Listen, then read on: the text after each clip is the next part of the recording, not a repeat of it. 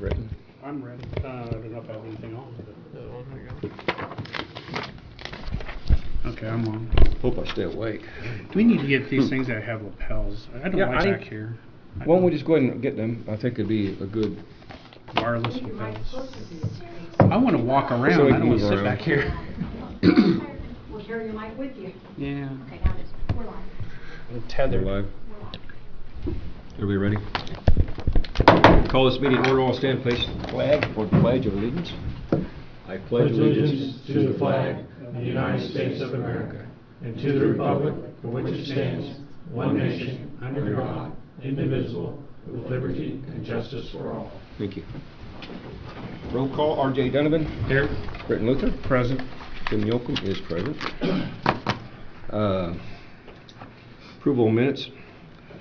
I'm making a motion that we approve. Actually, there was one correction. Did you make that? Did I send it to you?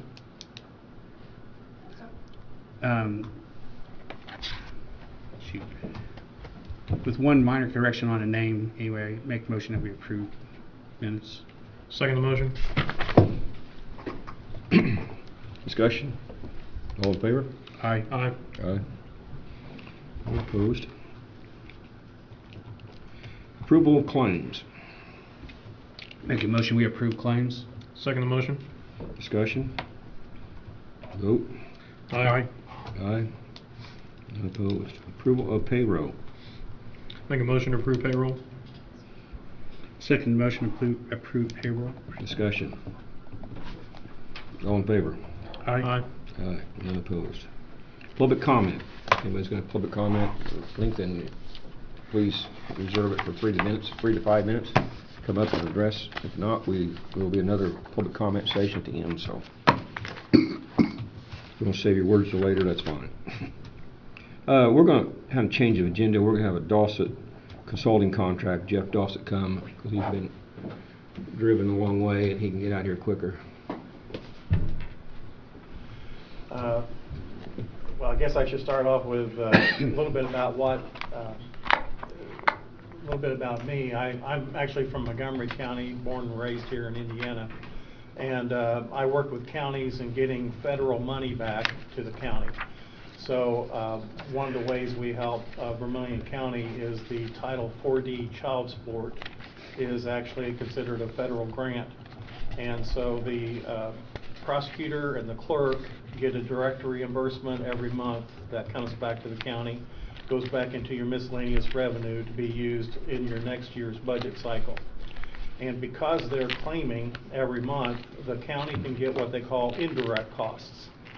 And those are costs that can't be directly attributed to the program, but they're costs that we know benefit the program, such as electricity, cost of the depreciation of the building, liability insurance that you have to cover, the cost of the auditor to take care of the claims and payroll checks, the cost of the treasurer to take care of the money, and the cost of the commissioners. Kind of interesting thing here, one of the reasons why you approve claims and payroll separate is because we can get back more money for the county by showing 2 different actions.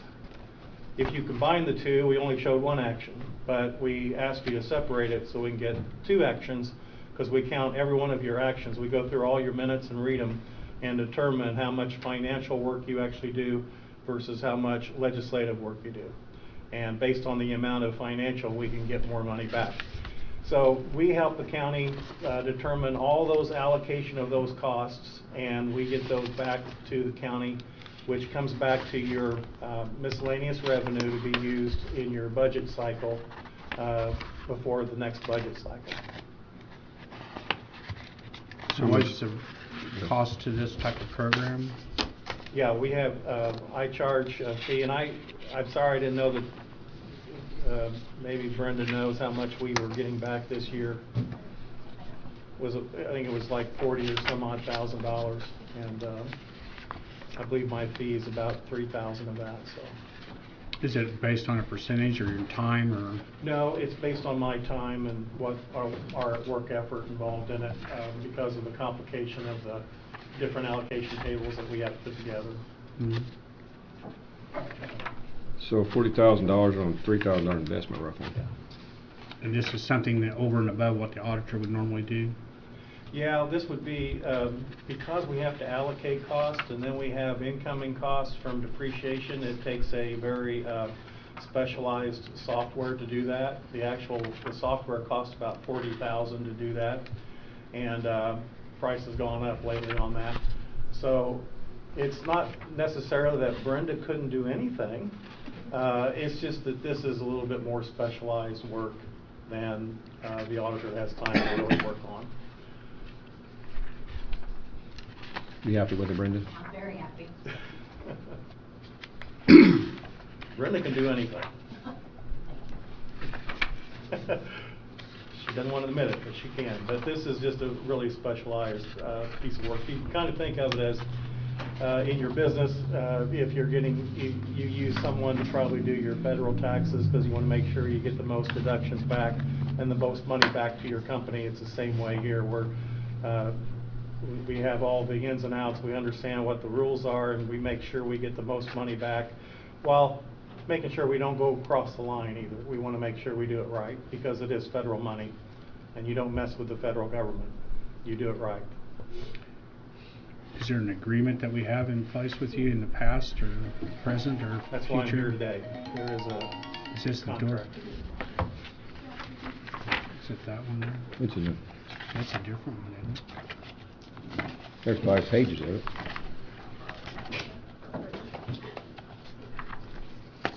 Is it Dawson Consulting? Is that the Yeah. agreement? Okay.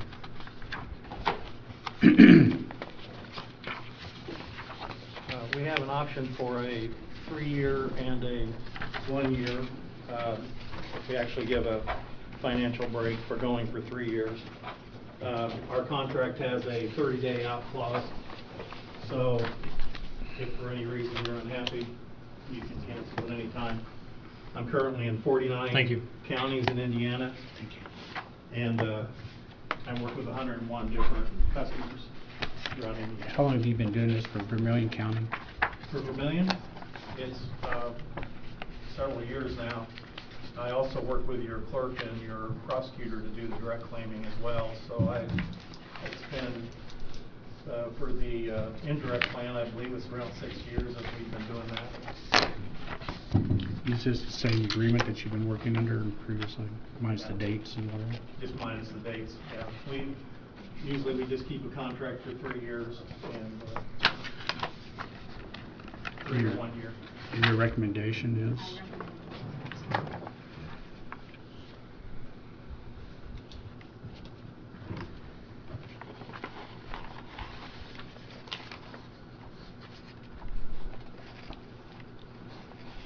I have no problem with it.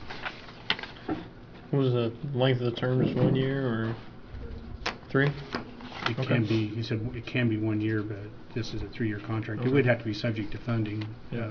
Assuming- Yeah, It 3. would have to be subject to funding. We're on an annual budget. Absolutely. We wouldn't have to come up every year and talk to us unless It's we're. always subject to funding. Sure.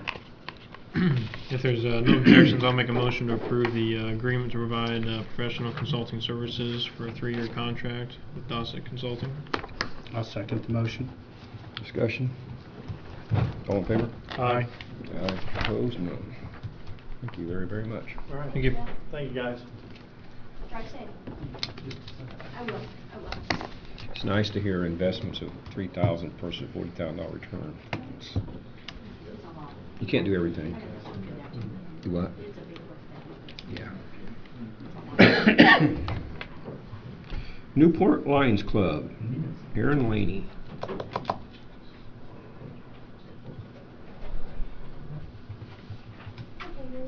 Thank you. Thank you. Thank you. Yes, I'm Erin Laney. I'm the secretary of the Lions Club.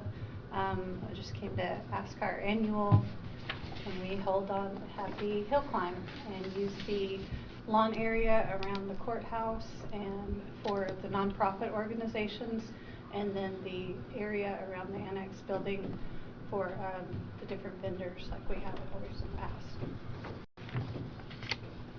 How was last year? Was it a good turnout We last year? did really good last year. We definitely made up for all the problems that we had the year before with the rain. Is that a Friday, Saturday, or what dates are these? Yes, sir, Friday, Saturday, Sunday. We will be possibly in, well, hopefully done with construction by that time. There could be, are you talking about using the parking lot area around it as well, or just the Yes, grass? sir.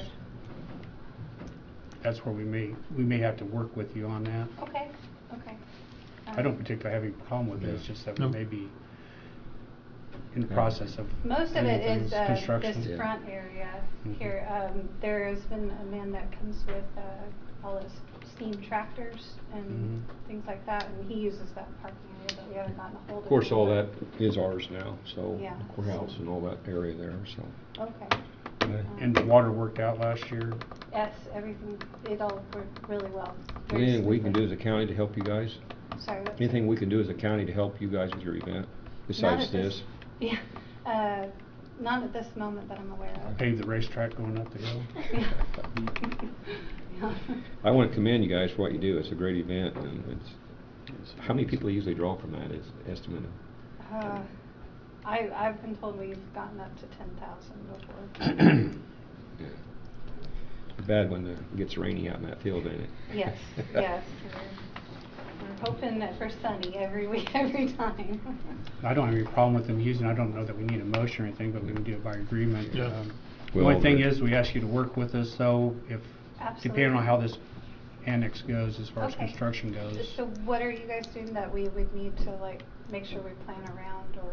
It may have equipment, depending on how it goes, it may still have equipment sitting on the outside, still Oh. working on the inside, so Okay, you may, alright. hopefully we'll be done by then, but. We'll do our best to accommodate you, Okay, But he did bring a point, just in case, but. just in case. All right, I will Minor. let the club know just Minor. that might be a We'll work with workaround. you, or hopefully you'll work with us, how you wanna look at it. Yes, sir.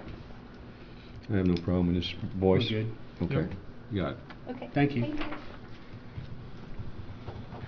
The status ordinance for economic development, that's put on hold, and Yeah, we're not ready for Okay. that yet.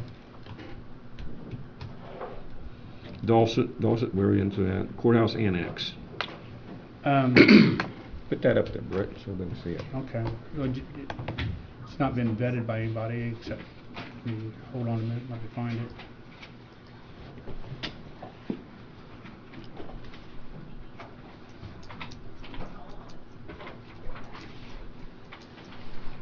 I would like to eventually have a big screen here that will go across the back. And then anytime we have a meeting, we'll be able to put documents up there that the people can see it from out there. And I think that's a real nice way to share some of this information. These things on the side are just neck breakers. There's what we're looking at as far as the, Until, you can get a boat turned on, they tilt. One tilts this way and they tilt that way. well, I don't know that I can get that one to, I was lucky to get one of them to work. It falls. No, they won't fall. I don't know why they aren't connected. They used to be. Well, I'm connected only through this cable right now, but I don't know if it'll, This is the one they sent out today? yes. Okay. This was received at 4:30.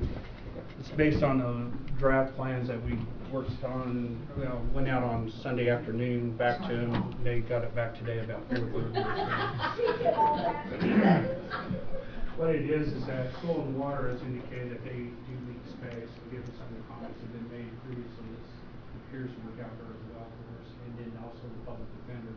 Both of them have looked at preliminary plans, which are different than this, and they've not said they like it, don't like it, or not, but it's pretty close to what we had before, minus there's some vast improvements as far as workspace goes. Basically, this is where the window is on the far side, the blowout window for the drive-through. That will be changed over into a double door. That's smart. The double doors on top don't change, that's basically what's facing the courthouse at the top of the drawing. Basically, it divides it up into two sides. If you come in from the top side, that would be the public defender side. As you come in, there would be a lobby there, which people come in and it would sit, wait for the person, which is, what do you call them? You help an attorney out. Paralegal. Paralegal, thank you. I was Got gonna it. say, not very often. where the paralegal would sit in here, and then they're pointing it better from over here. Yeah. Paralegal would sit here, this would be their office. People coming into the lobby would have a sit here until the paralegal calls them in to meet with either an attorney or with the chief public defender. Coming on in over in the upper side is a fairly large office, but the public defender would sit here, and then also he could have room for a conference table or whatever else that he'd want. The second room, which is just below there, is actually one of them could be a conference room anyway, or offices, however they want to set that up. Either it could have two workstations put in, or it could have a large table put in as far as a conference room goes. Coming out there, there's a bathroom that's available to it is dedicated basically to the public defender side. Coming on down is some closets and so forth, and then the vault, which is not going to be moved. It's what it is. It's a large vault. It would take something enormous to move it. But it becomes something that they can store records in that are any importance to them, and it would be a very secure storage at that point. Coming down back toward the lobby area, as you come past there, there's a common door. In here is a kitchenette. This is a common room between the two sides. The public defender would have access to it, and then right now what we're calling soil and water would have access to the excuse me, I'm still coming off a cold. To the kitchenette. The doors would be a locking door. Once you came in, it would lock behind you. You'd have to have a key card or whatever type of access to get back into that other side as well, with both sides of it. Coming into the soil and water side, you come in from what is the far side, and where the teller rollout goes for the drive-through. That would be changed out to a double door in the vestibule, coming into a lobby area for soil and water. The indication is that we may get a conservationist, a district conservationist assigned to Vermilion County. If that happens, then they will move into this facility, and it'd be a big plus to the county as well. Is that like a separate, you have an entrance on the Separate side? entrance, yeah. Okay. This would be the soil and water entrance. Yeah. The other side would Yeah. be the public defender side. They're not. Anyway on the other side. Yeah. So they don't Yeah, cross that paths. The only place they cross paths is the kitchenette, and that's only the employees or the public defender and the soil and water people. If they come in there, but it'll be, again, a locked door. In fact, to get back into your section, it would be a keyed entrance or a locked entrance getting back into either side of it. So if you get in there, you're caught. I'm kidding. Anyway. Coming back in after the lobby, you come in, there's two offices immediately as you come in to the left, for whoever, anyway. Going back out into the more common area, or the lobby area, not lobby, but the common area for soil and water, there's a copying and layout area there for their supplies and whatever that they need as far as copying goes.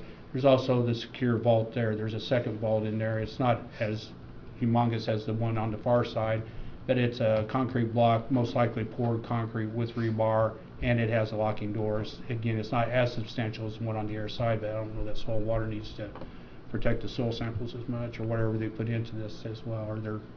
But it's a fireproof area again, and it's a very secure storage if they need it, more secure than, or as secure as if anything we got. Coming back out of there, there's a conference room on the far side. Basically, it'll accommodate a fairly large table and probably up to 10 people easily within that room if they need it, or it can be set up with offices, with workstations, or whatever they want to do with that partition of it. It's basically set aside for a conference room at this point. Coming back out of that, and then you go into another office that's up in the far corner, and then a utility room that houses some of the utilities, electric, computer, water, etc. Coming out of there is a dedicated bathroom to the soil and water side. There's a second entrance, which is already an existing entrance, which is on the west side of the building, where soil and water can, if they've got tools, something, soil samples, water samples, whatever, they can be brought in and then processed into whatever section that they decide they want to do these things in. This really, I think, hits the spot for us. It gives soil and water a place to go. Soil and water is not, it's been put up to Eric Scheidler to come to agreement. He is in agreement, but ultimately it's up to the board, the Soil and Water Board. Yeah. Do they, does Soil and Water pay for where they are now? I believe so. They pay the library for their services at that point. So this would allow that, you wouldn't have to make that payment. Plus, on the PD side, you're getting reimbursement. The PD side, we get reimbursement for our 40% or whatever it is Yeah. that we get back, but also we'll be keeping the construction aspects because there's another allocation of monies for things in which we build, if you will, or construct Yeah. for the PD, and that's From a the separate state. from the state. And that's a separate line item, but it is a separate revenue stream, if you will.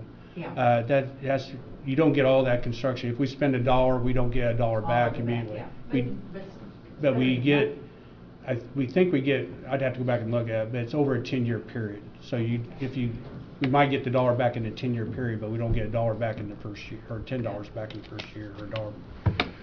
So effectively what this does, I think this is really, really well done. I think it handles not only today's issues or today's needs, if you will.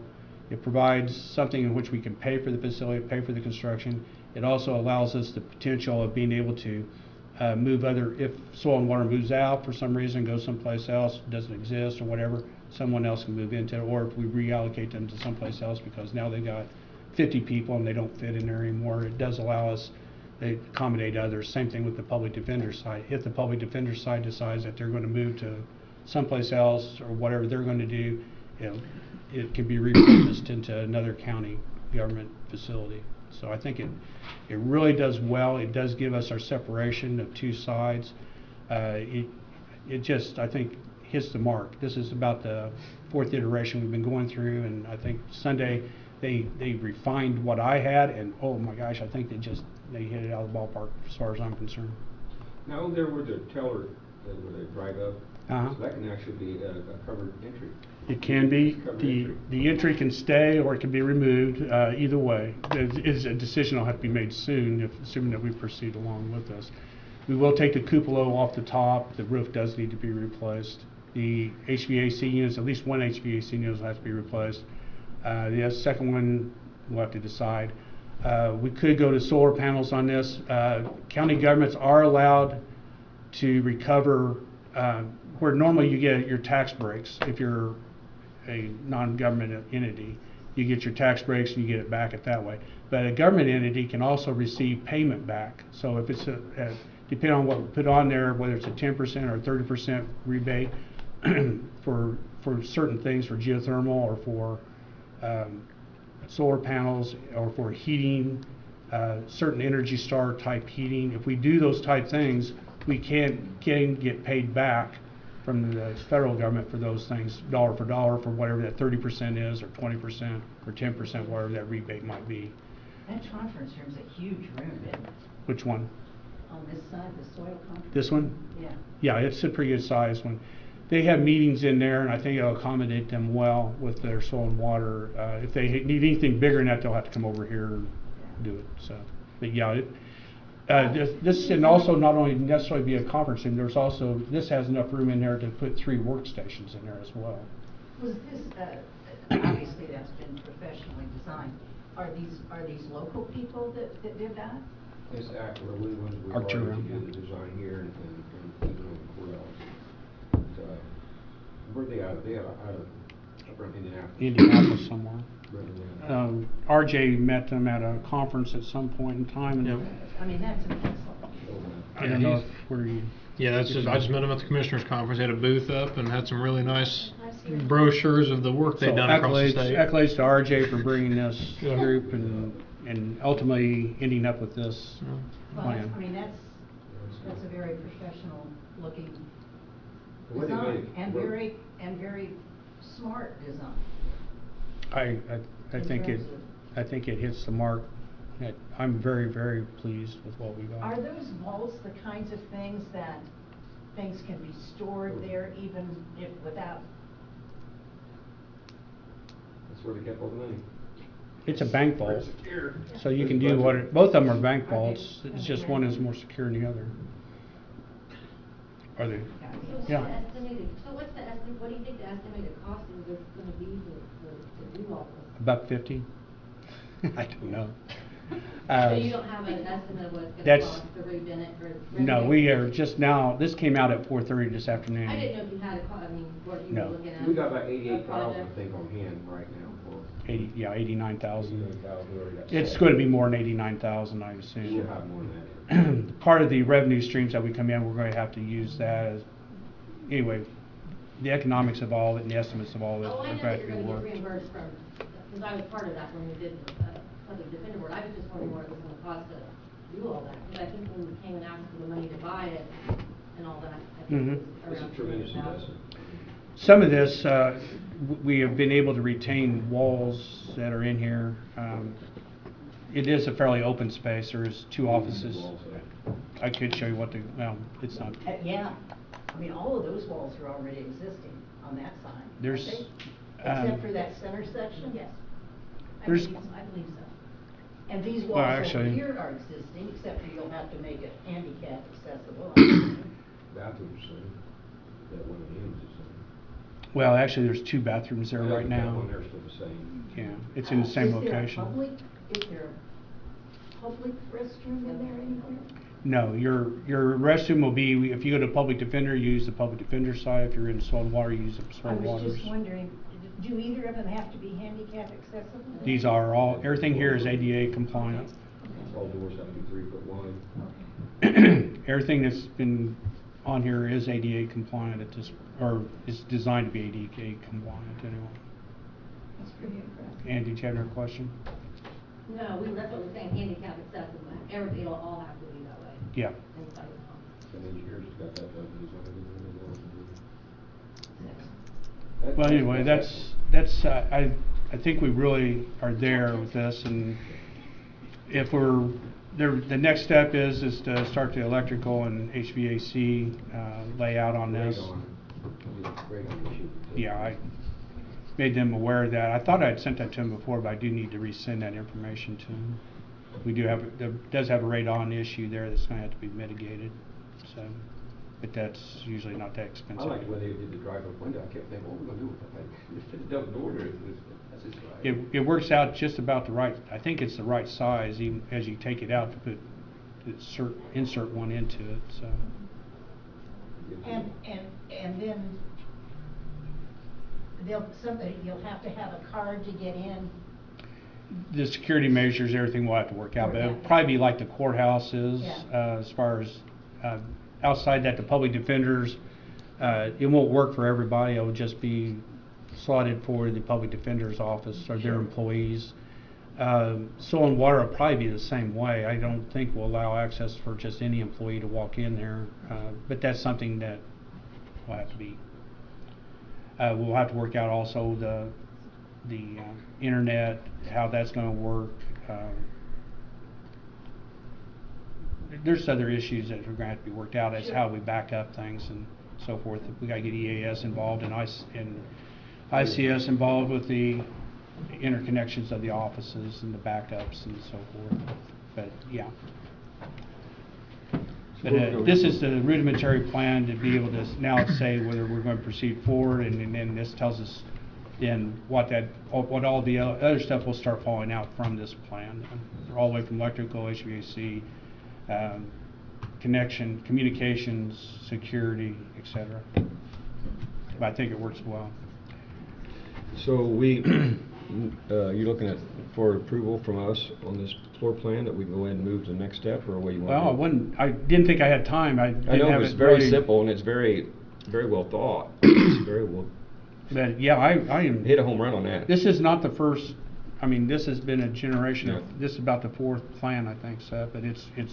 I think we're there. I don't see any changes that I would make at this. Any more changes anyway that I'd make at this point. I think it's just it works out Yeah. very, very well Very good. for now and for the future. Yeah, I would agree. Just briefly looking at it, I think it does fit most of our needs. I think if Soil and Water can utilize it, I think that'd be a good fit for them with the public defender. I would like to review this tonight if I could after the meeting, because this is the first time that I'm seeing this drawings. But tentatively, I would say I have no issues with it, but I'd like to maybe review it this evening and then let you guys know in the morning if I have any issues with it, which I may or may not, but I'd like to review it at least. Sure. We're in no hurry. But what type of date do we have on the public defenders? August moving in?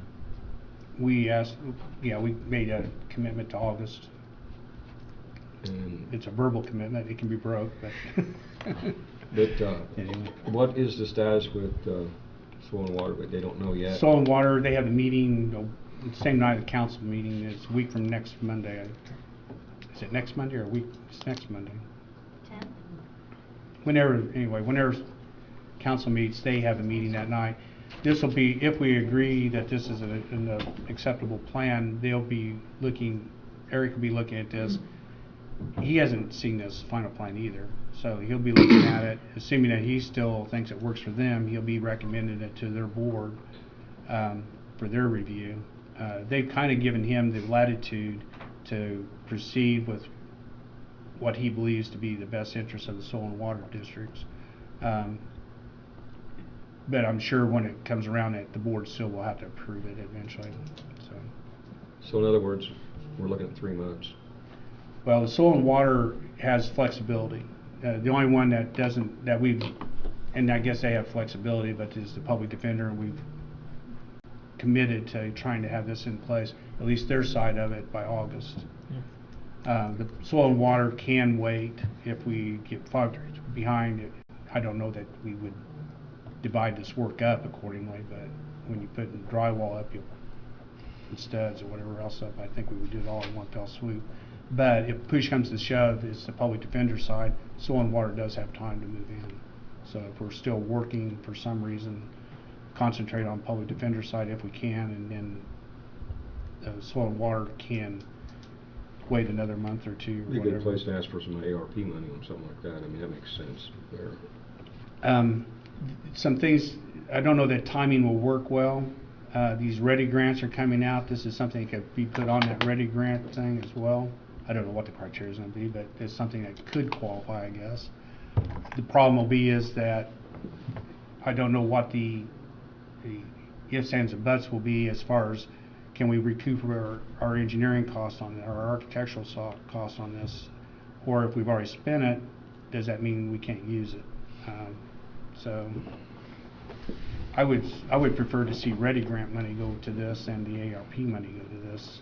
But again, I don't know what, there's no criteria yet for ready grant. Well, the whole thing about it is if you want to do that, you need to get something together, because I'll have a meeting here next week or two about starting to go that direction. If you got something you want to Well, I'm include. ready, it's ready, there you go. I know, but I mean, come up with cost estimates and stuff like that. Yeah, we'll have that, they'll start that, again, that process will start as soon as we. But we're looking at something on the ready grant probably in the fall of the year, and it's already past your time frame of. Unless we can work with the public defender in a different way. Again, we don't know what, I don't know what, do we know what the ready grant criteria is? No.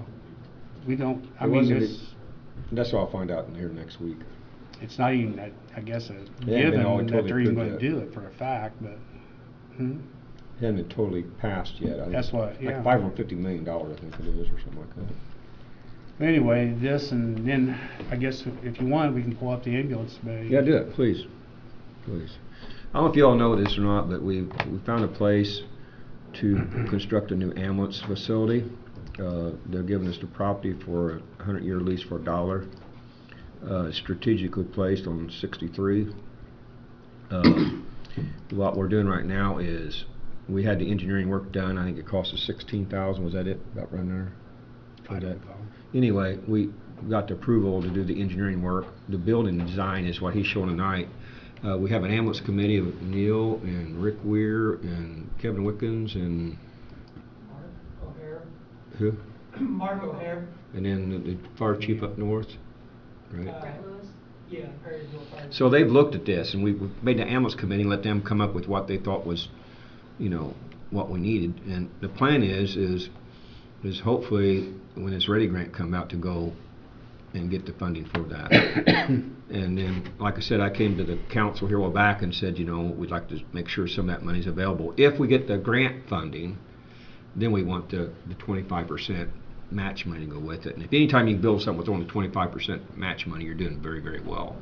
And like I said, when you see the ambulance committee we had, they all come from professional, I think, areas that gave good This input. came out just today also. It has there's still opinions being forwarded. I think most people have been happy with this is not the first generation, this is probably the third generation drawing on this as well. So it's not been approved by the committee, or there's already been there's some comments being made. But it's getting very, very close also, as far as what the committee wants anyway. It's not been presented to the commissioners as a recommendation yet, I don't think. So, but this is what it's looking like, and it's, anyway. Then I'd like to say the, one thing. Sure, come on up. I'm Neil Costello on the ambulance committee. This is one of possibly 3 in total, so this would be the first one. I think the need at the north end was determined to be important for the northern part of the county, with right now being the distances that are traveled and such. So this was one. Now the other 2 should be very similar if we get to those points. I could see 1 more, possibly 3, depending on how that goes. But yeah, this is the newest revision of the floor plan, and I can already see some things that we will need to change, like it has 2 commercial entrances. That's not necessary, some things like that. But other than that, we've tried to make these something that the county can use, will benefit everybody. Housing for the ambulances in the county has been an issue, in my personal opinion, for nearly 25 years almost. Each contractor that comes to the county doesn't have access to real estate, commercial buildings, something suitable. Everyone's different. Every time there's a different contractor, there's a different location. Sometimes no buildings are available. That's happened in the past. May be the case now. So this would be something that hopefully we can find the funds to do that with. I think in the future, it'll hopefully make the bidding process simpler, may attract more bidders if the real estate's readily available for a contract, so that future bidders would only have to consider labor and equipment to house these. So we'll see, but I just wanted to at least point out that this is just one location. There could be possibly 2 more after this that would need additional funding, additional grants searched for, things like that. So we're hoping for a cookie cutter design where we don't have to redo, where we can pick this up and do it again one more time. And these locations, or these buildings were really designed for, there's typically probably only going to be 2 people there, staff of 2 for that ambulance. And it depends on how the contract's written, but this will at least allow for room for training, additional ambulance personnel in times of disasters, safe location perhaps for people to go that are, need a place to go for an emergency situation, highly visible from the road. So not that you'll get a lot of drive-ups, but possible. But I think it'll be a good way to move forward as far as the ambulance contracts go. Having this will stabilize where they're at and how it's managed. Of course, there'll be county-owned buildings. How they're handled, the $1 a year lease to the contractor, however that's handled, I have no idea, but that's kind of what I'm thinking. So there'll be county-owned, county-maintained buildings. So anyway, I won't talk too much. How was that coming with the contract possible contract on the site itself? Just waiting on you guys to tell me you're ready for it, and I got to get a legal description of the real estate. Okay. So does the footprint need 1 acre or 2, if you know? It's 2 acres, wasn't it? I believe 2 acres was the hope, and it wasn't necessarily, I think you have the septic field issues, you have to have plenty of room for that. And just basically, whether you could do it with 1 acre or not is possible, but I think the goal was try to get 2 acres at each side if possible. This is the site plan for that one site. I thought it was supposed to go on the north side, but it's going on the south side of that property. South side of that driveway. There's also there's not a drive there. Yeah, the drive entrance looks to be off County Road. There's 2 shown. I think there only needs to be 1. It could be moved closer to the county road. I wonder if we get permission from the state to put an entrance in there from the On highway. 63, I don't know if I'd want that. You don't have, you got a crossover right there on that county road. I don't think you want to put another crossover in. Okay. They wouldn't allow it, I don't think. But, just entering and exiting on the county road, I would feel safer as an ambulance, doing what I've done in the past. I'd feel much safer at a controlled intersection with stop signs and whatnot. So Neil, where is this location at here? Is this north, south? It's I believe it's past the high school. It's 850 north. Yeah. Okay. There's a little lane goes back and you see a camper back there. Okay. There's not a, I'm not sure there's even a field entrance there. It may be called a field entrance, but I don't know if there's a permitted entrance into that property right now. They own all of it anyway.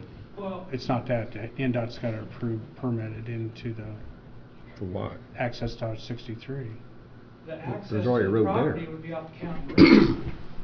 There's no county road there. This is on the east side of 63 at 850 north, right? Or did we? They have I don't know. They That's on the show east it side. as- Huh? It's on the east side. Yeah, there's no county road on that side. The county roads, 850 north tees into 63 and ends at 63. On the west side? On the west side. Okay. No, I don't think it's a through. I don't think you can drive on through, I think. Well, then the commissioners will just have to build a new county road and extend 850 north. What I'm getting at is, NDOT will have to approve, they'll approve Okay, it, but yeah. they'll have to approve a driveway permit onto 63, whatever Yeah, that means. If it's a county road, if you consider that a county Or road. county easement. Then it may become much easier to deal with.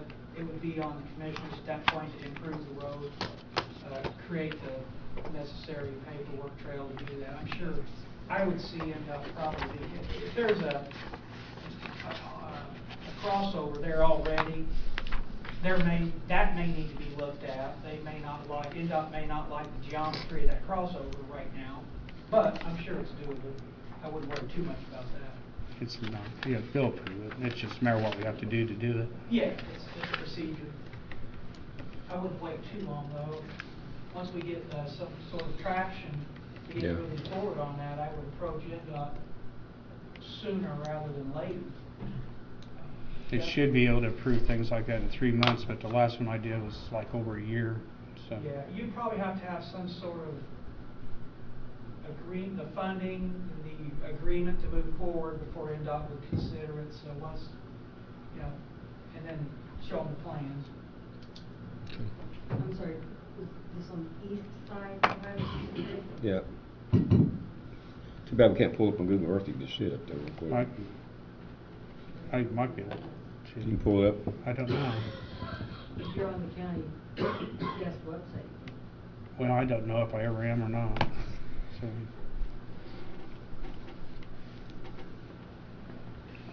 I think the only concern would be is if you put a county road there, called 850, or an extension to the county road, it may have to have like a cul-de-sac or something at the end of it for traffic that doesn't go to the end, it's a dead-end road. I don't know that I can get onto it. I don't know if you can have a dead-end road.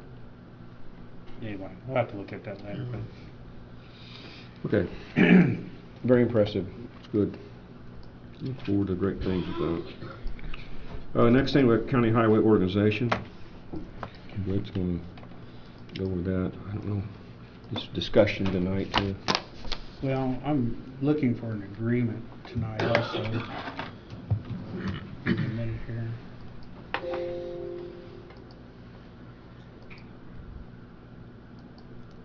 There we go. This has been a year-long process. Some of the information was disseminated about a year ago. we had an election come up, COVID come up, and things kind of got waylaid up until here this year. What I'm going to be asking for the commissioners to agree upon this evening, and if not this evening, here very shortly, is a change in the way in which our highway operates and the way in which we're organized.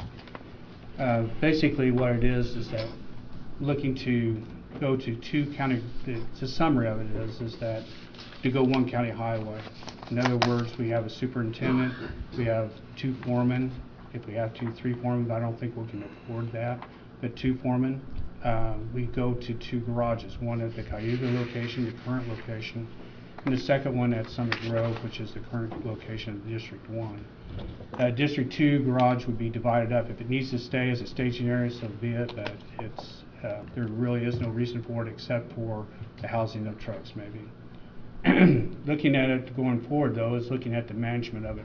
Right now we have 3 quasi-independent garages, or highway structures actually, literally independent of each other, and they cooperate, sure, but they're independent. Each of them are ran by a county commissioner. County commissioners are the superintendents over each one of these. They're managed independently.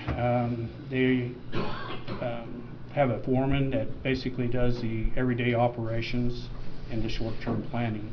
When we get into long-term planning, that's where we kind of have a shortfall as far as going forward. There is a collaboration and use of resources between them, but that is limited also. Each of the district garages own their own equipment. There is some equipment that's owned across each of the districts, or owned by the county, if you will, in common. But that is basically about 3 pieces of equipment I can think of right off. The rest of it is owned by and ran by each of the districts. Basically, the commissioners, we don't have the education, we don't have the time, we don't have the experience to manage a county highway department of any size. There's an agreement to get a county engineer, and that's really, I think, the direction that we're going as a county, is to get this county engineer, and most likely it'll be a shared engineer. If we have our own county engineer, so be it, that's great. But I expect where we're going to end up with is a county engineer that's going to be shared with another county. If that's the case, then if we're sharing an engineer, he's not going to be wanting to deal with 3 county commissioners for one. He won't want to deal with 3 county foremen. He'll want to deal with 1 person basically, and that'd be a superintendent most likely. That makes sense to me to do that. When we get down to it though, is the base of operations. A county engineer, he has the education, he has the experience, he has the skills, he has the management of the county involved. And I won't steal your thunder, but I'd like for Neil to come up in a little bit and discuss some of this also as to what a county engineer can do for us, and then what our 3 districts do for us, or don't do for us for that matter. I want to interject. I talked to Jim Meese today, and April 3rd we have an appointment with another county that's Sharon engineers, and we're going to meet with them to find out how it works. Excellent. So, moving in that right direction. That's a direction we've been wanting, I think, for years. Yep. We've been wanting to go that direction, and hopefully we'll get there this time. I think the reason why we'll have to share one is because of the cost of engineers and the availability of engineers, professional. You have to have a professional engineer. We just can't. You might hire touch an on that engineer. so people know about the funding, just to go over it real quickly. Yeah, what it is that the state reimburses this county if they have a full-time or a shared engineer or a full-time engineer on staff. Basically, the state allows $40,000 per county. Used to, it was just $40,000 for one county, and if you shared one, it was still $40,000. But a few years back, they changed that where now we can take, like say that one of the common ones might be Park County. I'm just going to use them as an example. If we would share a county engineer with Park County, then they have $40,000. We have $40,000. We combine that, and we have $80,000 in which to reimburse us for a county engineer. We still have to provide benefits, and right now for a PE, most likely it's going to be more in the line of maybe over $100,000. It's going to be at $110,000, maybe even up to $120,000. If we get lucky, maybe we'll do better than that. State Highway's having a problem getting county highway engineers, period, or keeping them. They're being hired off by the consultants left and right. In fact, if you've been with county or with state highway, you've jumped 2 positions in state highway just because they can't fill positions fast enough and they're losing people fast enough anyway. But basically we get $80,000, we can have $80,000 allocated between 2 counties. If we do it alone, then it's $40,000 for a county engineer.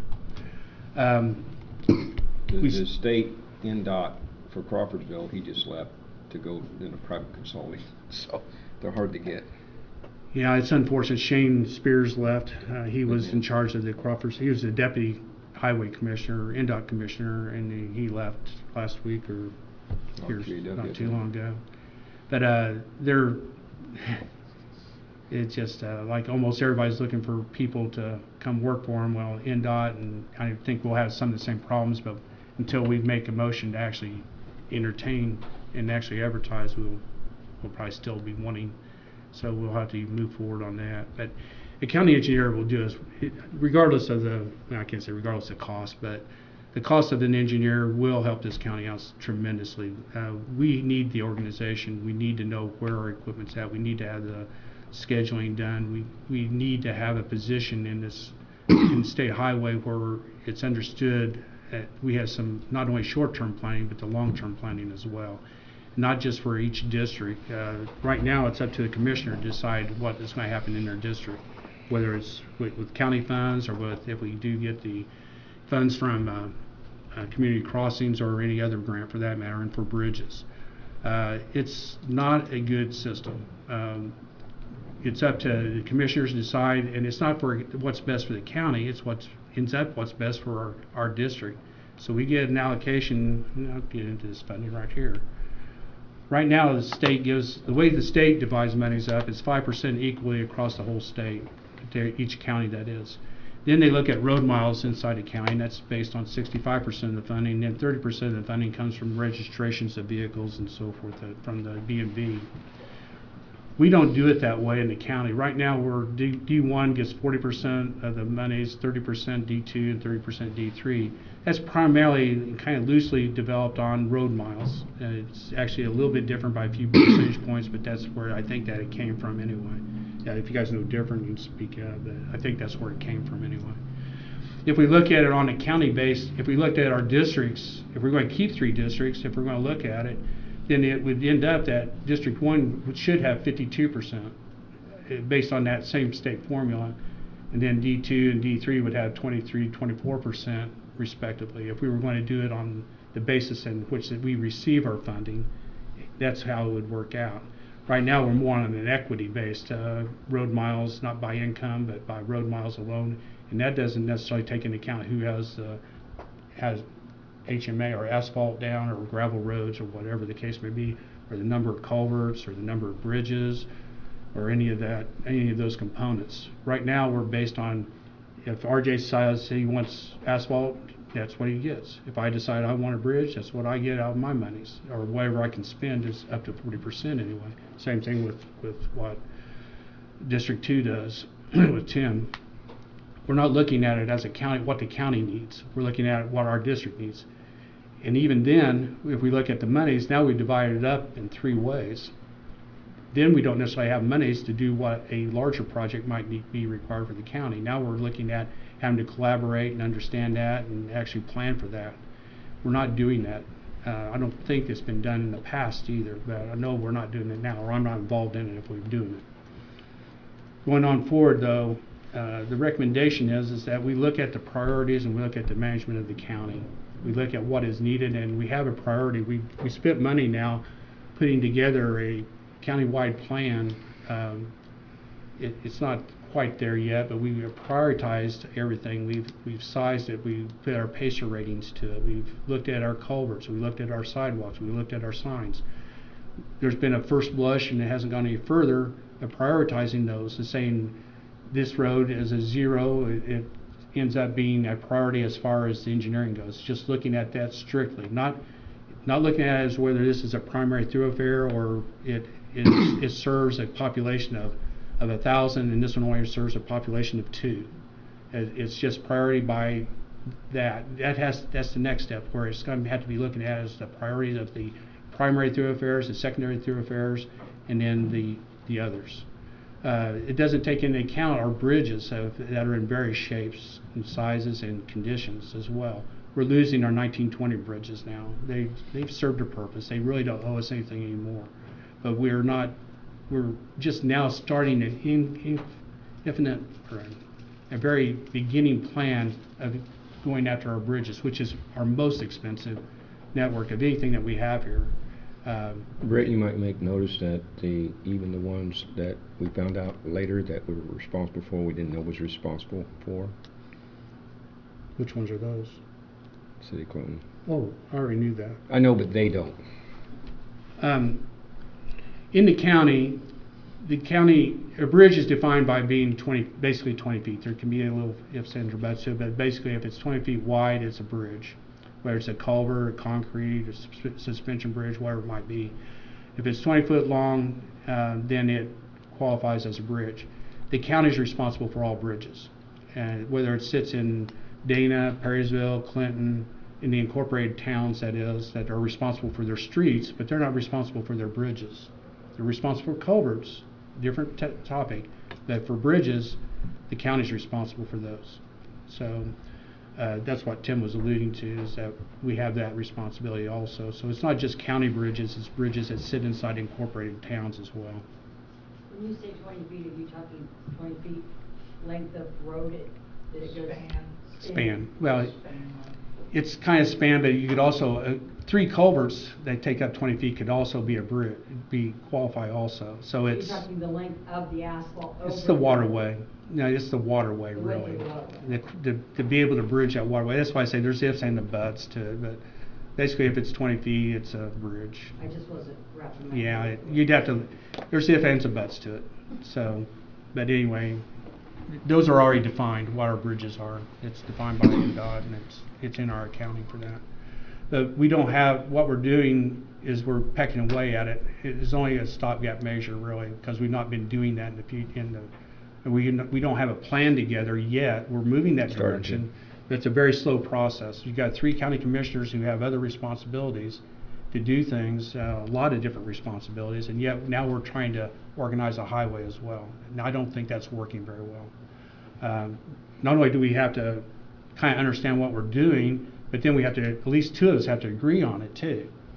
Well, and you have to have another meeting for that, and then you can't talk too much outside of, or you get into this public, you gotta have a public meeting to be able to talk about anything. So all these things come into play where if we had a county engineer, and if we had basically looking after the county where we can pool all this money, go after our priorities, at least agree on our priorities, then we have a chance, I think, of pecking away at the county highway system and having a long-term plan in place to be able to make this work for us. And not 3 county highways and 3 different opinions, and this is mine, no, you stay away from it, I'm going to do what I want, etc. Not that we don't get along, we do, but there's times that you just say, well, no, I'm not going to do that. Equipment, we've got equipment. Part of the problem that we have is in the equipment is we've got more equipment than we got people. We got grader, loader,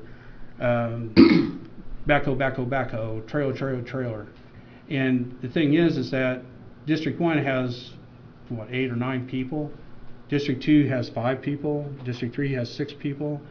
Well, but we had the same base equipment, if you will. Well, how does that work? That means what's happening is that if District 1 is utilizing their equipment, District 2 and District 3 don't have the manpower. Even if they're the best managed group together, there's not enough people to run the equipment when it should be ran, or when it could be ran, because you don't run equipment in certain times of the year, depending on what conditions are, etc. But the thing is, you got to have the people, you got to have the man hours, if you will, to be able to do this, and we don't have that, and that's what's happening. And the example I've cited was very obvious, is the John Deere tractor situation. You got tractor. Well, District 1, we use them to cut grass and to drag roads and other issues, but the thing is that District 1 used their tractor. Not only did they use their tractor in 2021, for the full hours that they had, they exceeded the hours. They had to go back and buy hours back, or basically buy more hours, which means we pay a premium. District 2 and District 3 didn't even put those 2 tractors together for the hours.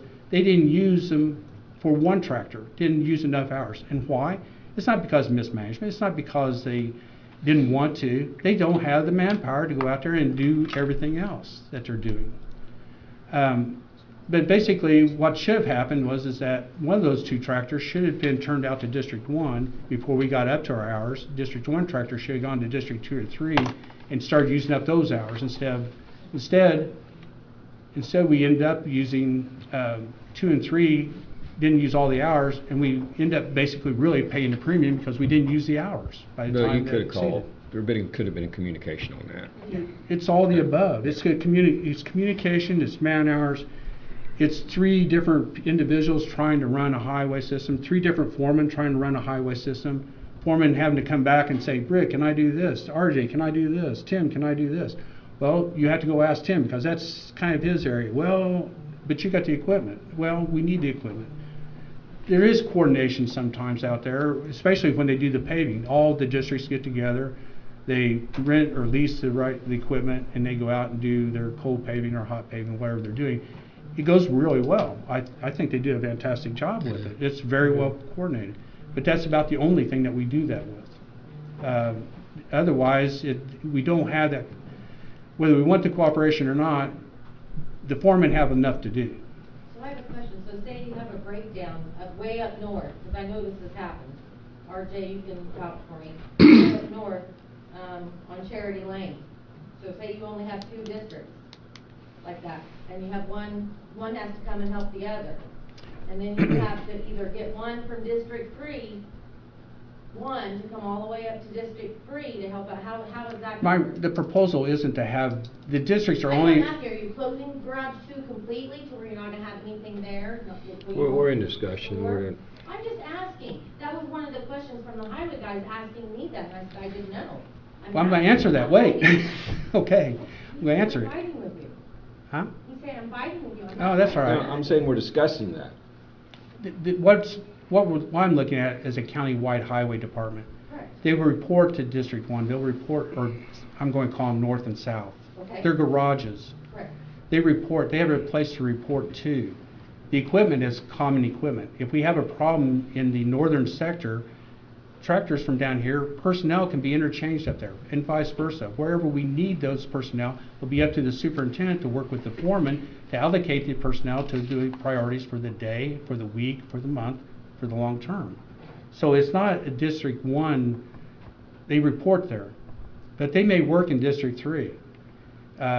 It gets back to the organization and the manpower. So it's not that we have, it's just, that's a place to keep equipment. If we have to have District 2 because we don't have enough room to put all the equipment we got or all the equipment we're going to retain, then maybe we need to keep District 2 just to store equipment. That's why I'm asking you if you're keeping it in the middle too, just for that reason. That's something to be decided once we get to a one-county highway. And that's what I'm thinking. I think the foreman and the guys at the stations need to be talked to, because they were asking those questions, and that's one of the reasons why I came here. If you need to come here to me and talk. You need to talk to them, because they asked us that. I'm sorry, I'm just saying, they just wanted me to ask. I think it's all written down. If anybody would read what I've sent out all this time, it explains all this. And I've never seen anything. That's fine, but anyway, it's all written down. And Where can we find it at? We it's can in make the copies minutes. of this and Yeah, because I've never seen it. Well, you can go and ask. we're just discussing, that's what I'm saying, I we're know, not, but I'm just asking we're not for deciding, we're just discussing. It's in the minutes and it's available. All this, in fact, all the way from a year ago is available from the county auditor. Just ask for the minutes. I've Yes, been in sir. the auditor's office, I've never seen this before. Okay. Anyway, the equipment, it'll be, at that point, if we get to one county highway, it becomes shared, it becomes a county equipment. One of the other issues that we have is we got some of the equipment that's specialized equipment. The grade all, you don't necessarily want anybody just going out there. You don't want me going out there and start using the grade all. You don't want me out there on the grader. It won't I look agree. as pretty. I agree. But we have we have equipment that takes some skill, or it takes skill to actually operate. It takes knowledge to know how to make it operate correctly too. I can go out and tell you whether you're doing it right or wrong, but if I got on that piece of equipment, I would not be able to make it do it what I want it to do. When it won't work out the way I'd like for it to work out. And it takes an operator that understands his equipment, understands how to use the equipment, and understands the goal of how the equipment works and what you want to do with the roads and with the bridges and with whatever the equipment's designed for, to be able to make it work properly and to have an end result with it. That's the reason why we have operators and so forth, and that's what we still need here. We need those operators to be assigned to these equipment. And it also, you can tear up some of this equipment, actually any equipment, but these specialized pieces of equipment can be tore up very easily if you're not careful. They're powerful, and you can run them in the ground very quickly. And so it's important to have that responsibility assigned to operators. Same thing with our trucks, though. It takes less of a degree of expertise with the trucks as it does some of the specialized equipment, but it still takes an expertise to do that. It takes training, and it takes an understanding of the equipment and what the equipment can do and what it can't do and where it can go and where it can't go. So all those things can be worked out, but it ends up being one county highway. If we have a foreman that's on vacation, the superintendent can jump down into that position. If we have a person that's absent and they need personnel, we can transfer people from the south to the north or north to south. But they become interchangeable, and it's important that they be able to work together, and there's units that can work together better than others. You just can't send Joe down to work with Jane and expect them to work together real well, doing the same job that the two of them have been doing forever together. So there's some of that has to be worked out, but that's what the foremen are there for. That's what the superintendent's there for, to make those things work. It also gives us the units so that we have at least 8 people down, or 8 or 9, depending on how it works out, in both sides of the district. That gives us the opportunity of working in twos. It gives us 4 projects that we can work on at any one time. It gives us a solid unit.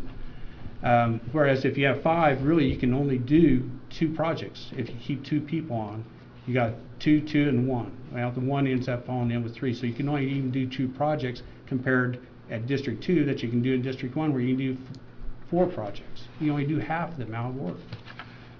And with this capacity, we'll be able to make the county highway work together as a unit and be able to share labor, share equipment, and have the equipment cared for in a responsible manner.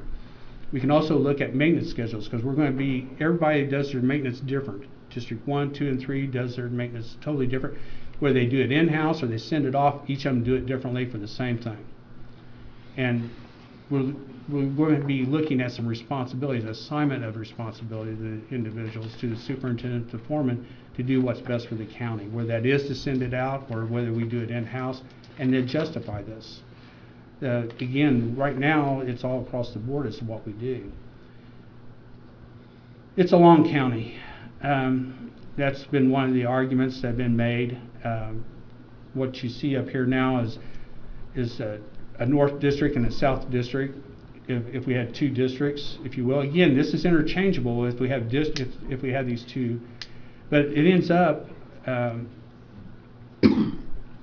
the Cayuga's site ends up being it's not even in District 3. It's in District 2 right now, in our 3-district system. So everything it doesn't do anything south of 234 there. It goes north, all the way up to the county line. District 2 goes all the way up and around Cayuga's, around the station. It does everything up to 234. If we're going to keep 3 districts, then the Cayuga station ought to be moved north, up there, further up by 32 somewhere, or wherever it needs to go. But it's going north every which direction. Most of the county sits to the west of our garages as it is. Very little of it's to the east. If we look at the 3 districts, here's the miles just to the county lines. You can see that it doesn't really change whether we have 3 districts or 2 districts. It doesn't change how far we go to county lines. It basically stays the same. If we look in comparison to Park County, we're well within, where they have 1 garage, our 2 garages fall well within the same miles that they run all the way out to their county lines as well with the 2 garages. And going widthwise, east-west, we don't even come close to what Park County does. Just in the north-south direction does that come into play.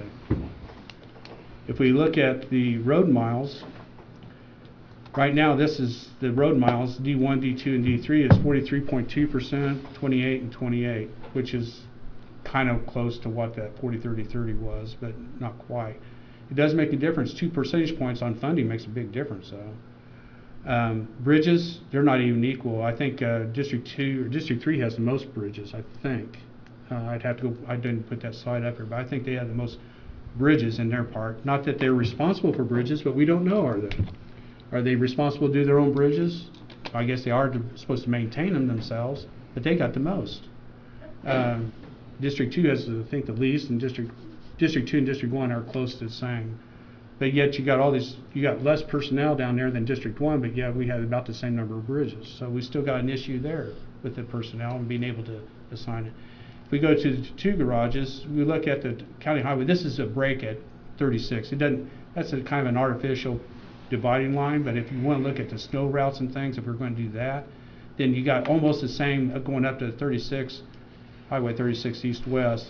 On the north side and south side, we got about the same miles, road miles. Doesn't mean it's asphalt, doesn't mean it's gravel, but that's the road miles. I don't have a breakdown of how many asphalt roads, miles of asphalt roads, and how much gravel we have. If we look at the county roads at Vermilion County, we got 394, according to NDOT, 0.402 miles of county road. If you compare that to any county around us, Park, Warren, Fountain, Vigo, we're dwarfed by it. The closest one to us is Warren County, and they've got almost 38% more road miles than we've got. And all these have one garage servicing their county versus minus Vigo, which has 2, one on the north and one on the south side of Terre Haute. But even then, they have 100% more than we've got as far as roads go. We're long in one direction, but that's it. If you look at all the other parameters, all the other metrics, it's not much.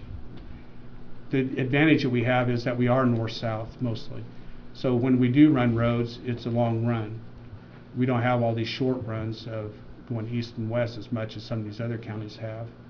So you can run completely north and south, turn around, go back up as well, or zigzag however you want. That's something that needs to be worked out as well. That will change if we go to one county highway and go to the 2 garages. I guess it doesn't have to. They can run their same routes that they've been running, because basically the District 2 people will still be there, the District 1 people will still be there, District 3, the same trucks will still be there. Outside, that needs to be reviewed as well, because we got a lot of single axles, we got very few dual axles. We got some 1-ton, we got 3 1-tons out there, and there's more trucks at District 2 than they got people right now. Anyway, the recommendation coming down to it is that District 2 garage can be used as a staging area if we need it. That's only if we can't house the equipment in District 1 and District 2, it can still be used. But look at the value of that garage and look at what we can be doing with that. One of the things that everybody kind of, and I think RJ's president of the Solid Waste Board, and one of the things that everybody keeps talking about is this recycling effort. Well, if that facility, if we can house things elsewhere and make an investment elsewhere to house things, we make a hell of a recycling center right in the middle of the county. It's got facilities there. Even this equipment that we got, tractor, grader, etc., some loader, maybe even that equipment can be, some of that can be turned out to help with recycling if we ever got a recycling effort going that was comprehensive, if you will, thought out, not just for this short term for cleanup day, but for 5 years down the road, 10 years down the road. What are we looking at? What are we trying to do with it? Well, we've got some equipment that might be able to turn out to that. With READY grants coming in, with other grants for solid waste and so forth, right there is $250, maybe even $700,000 worth of matching funds in like to do a whole lot of something out there. Whether it's a recycling center, what else do we have down here?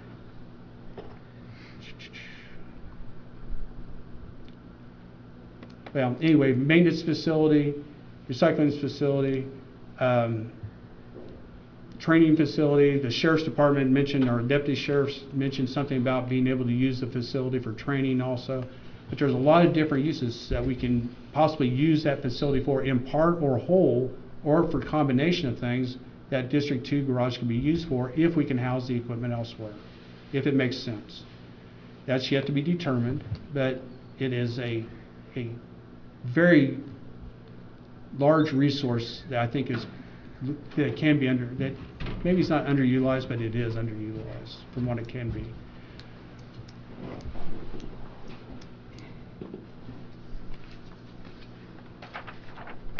Well, the end result is that what I'm proposing is that we move, and over a period of time, I'm not saying we don't want to do this overnight, but take 3 months to plan this out, the next 3 months, April, May, June, and then after we have it planned out on how this thing would come together and how it would work, what people would go where and how that would work, but then we go into a planning phase or an implementation planning phase of July, basically July, August, September. Then we start a transitional period of actually moving this equipment, moving the people, getting things in order, getting the organization together as far as the foreman and as far as possibly an engineer at that point and the superintendent, getting that all organized and getting it in place. Then we spend the next 3 months all the way up until January of 24 actually putting this together where we make the transition, the equipment actually moves. Otherwise, we operate as we are until then. And then come FY24, then the plan should be together, the equipment should be together, the people should be together in 9 months to be able to affect a one-county highway at that point in time. And so what I'm proposing is that we do this, and up until, and we transition into this over 3-month increments until we get to FY24. Neil, do you have something that you could add to this? You're a county engineer, you work with a larger county, but you run into a lot of maybe different issues, but they're all similar issues anyway. Yeah, it's complex. There's a lot of things to discuss in this matter. This is not any kind of reorganization, or I don't even know if it's necessarily reorganization. It may be more of a right-sizing type activity to make it more efficient, say, or save money, whatever. First things first, it's a long county, but the county's blessed by the fact that it has 4-lane state highway from one end to the other. And I'll tell you what, I would much rather drive from Universal to Perrysville than I would from Prairie Creek to Cold Bluff in Vigo County any day of the week, because some counties may not be as long, but they're almost as long, and they're 4 times wider. So a lot of counties in the diagonal direction, especially like Vigo County, you have the city of Terre Haute right in the middle of it, and I-70.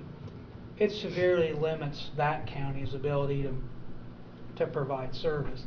So they are forced to have 2 garages. At one time they had 4 districts, and they went to 2. And they don't talk in commissioner, or I'm sorry, I keep saying they. I don't talk in commissioner districts at work. When we talk at work, we talk about the north or the south end. That's it. The commissioner districts in certain counties don't always match what the highway districts are. In example, Vigo County commissioner districts run north and south like strips, but the highway districts run east and west, so it makes no difference. The commissioners in that particular county are only interested in the highway department as a whole, the health of the highway department. And that's looked at too on the level of grants and things like that as an entire county road network, the assets of the county. That's the highways, that's the bridges. They're county assets. They don't look at it that way, and most counties are like that. I think there are some counties who still have a district for each commissioner. I believe Sullivan County is one that has 3 districts and 3 garages, but they also have a county engineer and a superintendent that manages those 3 districts. Now, which is irrelevant to this conversation, sort of, but I guess when it comes to a county engineer, for example, like I say, I don't want to jump around here too much, but just starting where you started with the county engineer, if that person's going to have 2 counties to take care of, I probably wouldn't say that that person's going to be a day-to-day person with your highway department. They may have long-term planning goals, asset management plans, grant management. They may have bridge program management, but they're not going to have the maintenance management. That's where you need a superintendent of the highway that reports to him, and then that person, the superintendent or the engineer, could report to the commissioners on the status or the health of the whole system. That engineer could also do bidding, be the liaison for bids for construction work, equipment purchases, things like that. But on a day-to-day basis, he's not going to be, or she's not going to be the person taking calls for the potholes, for their slide-offs, or the bumpy roads. That's going to be handled through the highway department still. Now so especially with 2 counties, that's a lot of driving. So each county is going to want their engineer for 2.5 days a week or something like that, and that person's going to be doing a lot of traveling around. So every fire that comes up in this county or Park County or whatever county you partner with, if that's the case, that person's going to be, like I say, a director of the highway department, but maybe not necessarily the go-to guy. That's going to be your superintendent. So I do say that's important.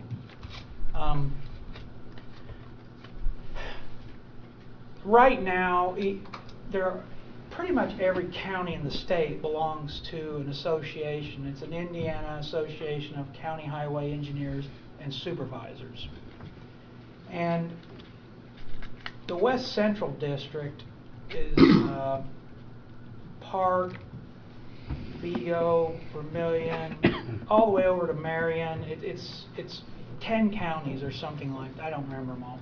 But every quarter they meet at Turkey Run State Park Inn and have a meeting, and it's a place where local county highway officials get together and discuss the ongoings of the business.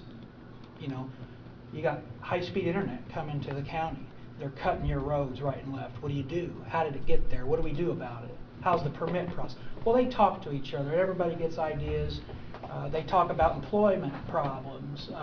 Can't hire people right now. Do we need a CDL, or how do you get a CDL, or what's that involved? So these county highway officials all meet every quarter and have these meetings. There's annual meetings in Indianapolis. It's a great place to learn. But one thing I've noticed in going to these is that Vermilion County doesn't have representation there. Now it's not. I never heard about it. Yeah, it's not a. And you don't have to be. I mean, anyone could go. You could appoint anyone at the highway department to go to this and be a liaison for that organization. It's a great place to learn. It's a great place to know what are your friends doing. To get resources, you could call another county that you know they have some resource that you can use. I've called Clay County and said, hey, I can't order this pipe. They don't have it. Can I come get one of yours? Yeah, sure. Come on over, Neil. Things like that. You know these people. You work with them. They help you. You help them. You sometimes enter local agreements with plowing snow. Maybe we could plow a road a little easier and they can get to it if they do something for, there's all these things that can be worked out. But anyway, I would highly recommend that you get someone, whether it be, in the next few months or next year, someone has to be that person.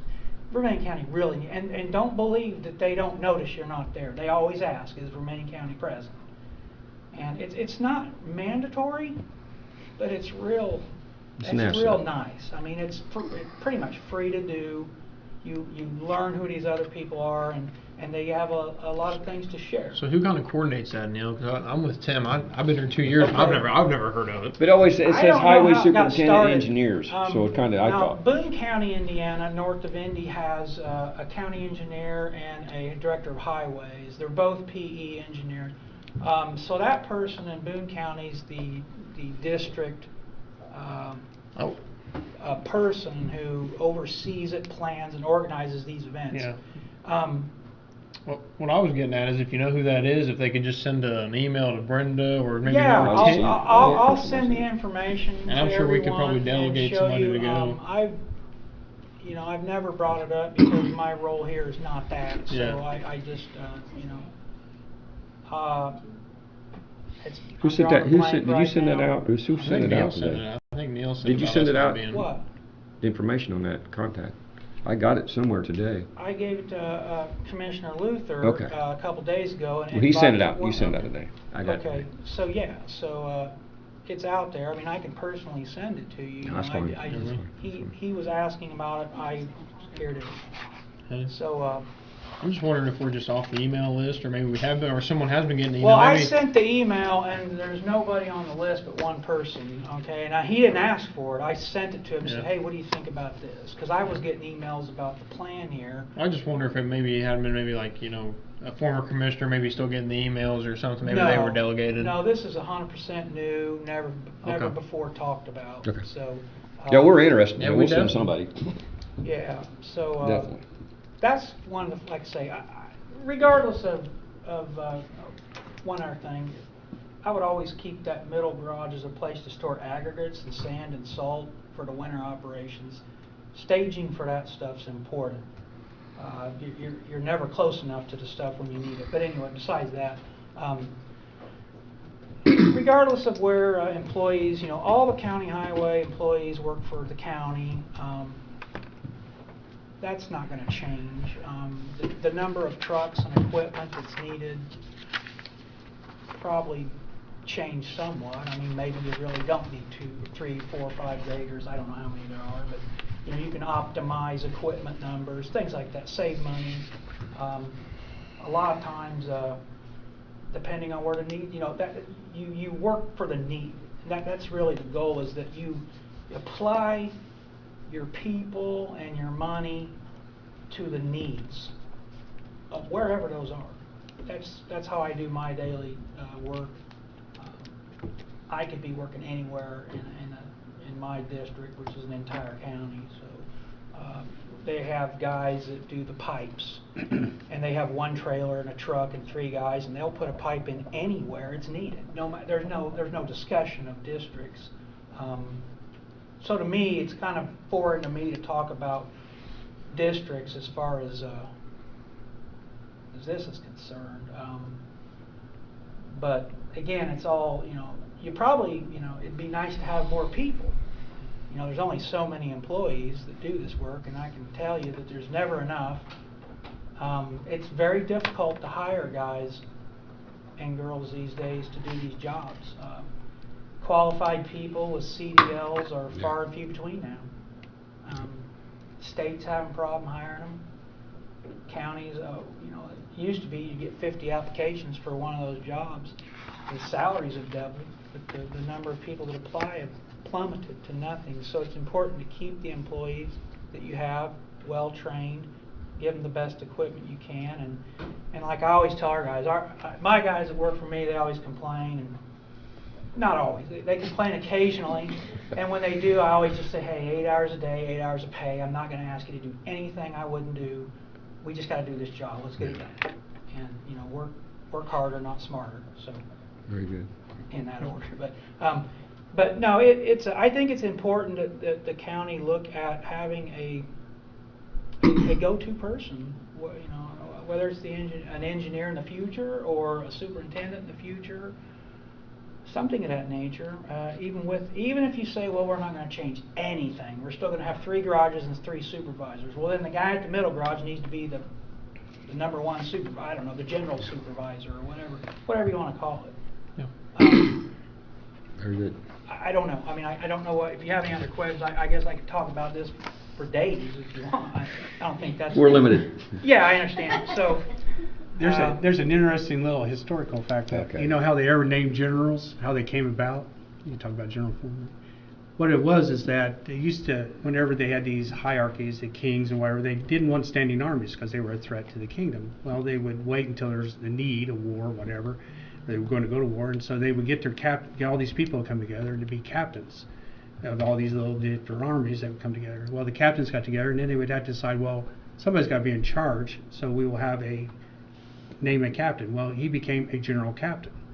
After a period of years, decades, centuries, whatever, then that general captain got dropped from the captain and just called general. And so now we have generals. Yeah, So, I think, like I say, I'd be happy to answer any questions you have. education moment for the accountant. I think, my role here, being on council and whatnot, is to see that the funding is there for the highway department to do what it needs to do for the good of the people that drive on our roads. So, it's important. The bridge management, the bridge assets, that's an enormous task. I don't think the money for that will ever be there in full.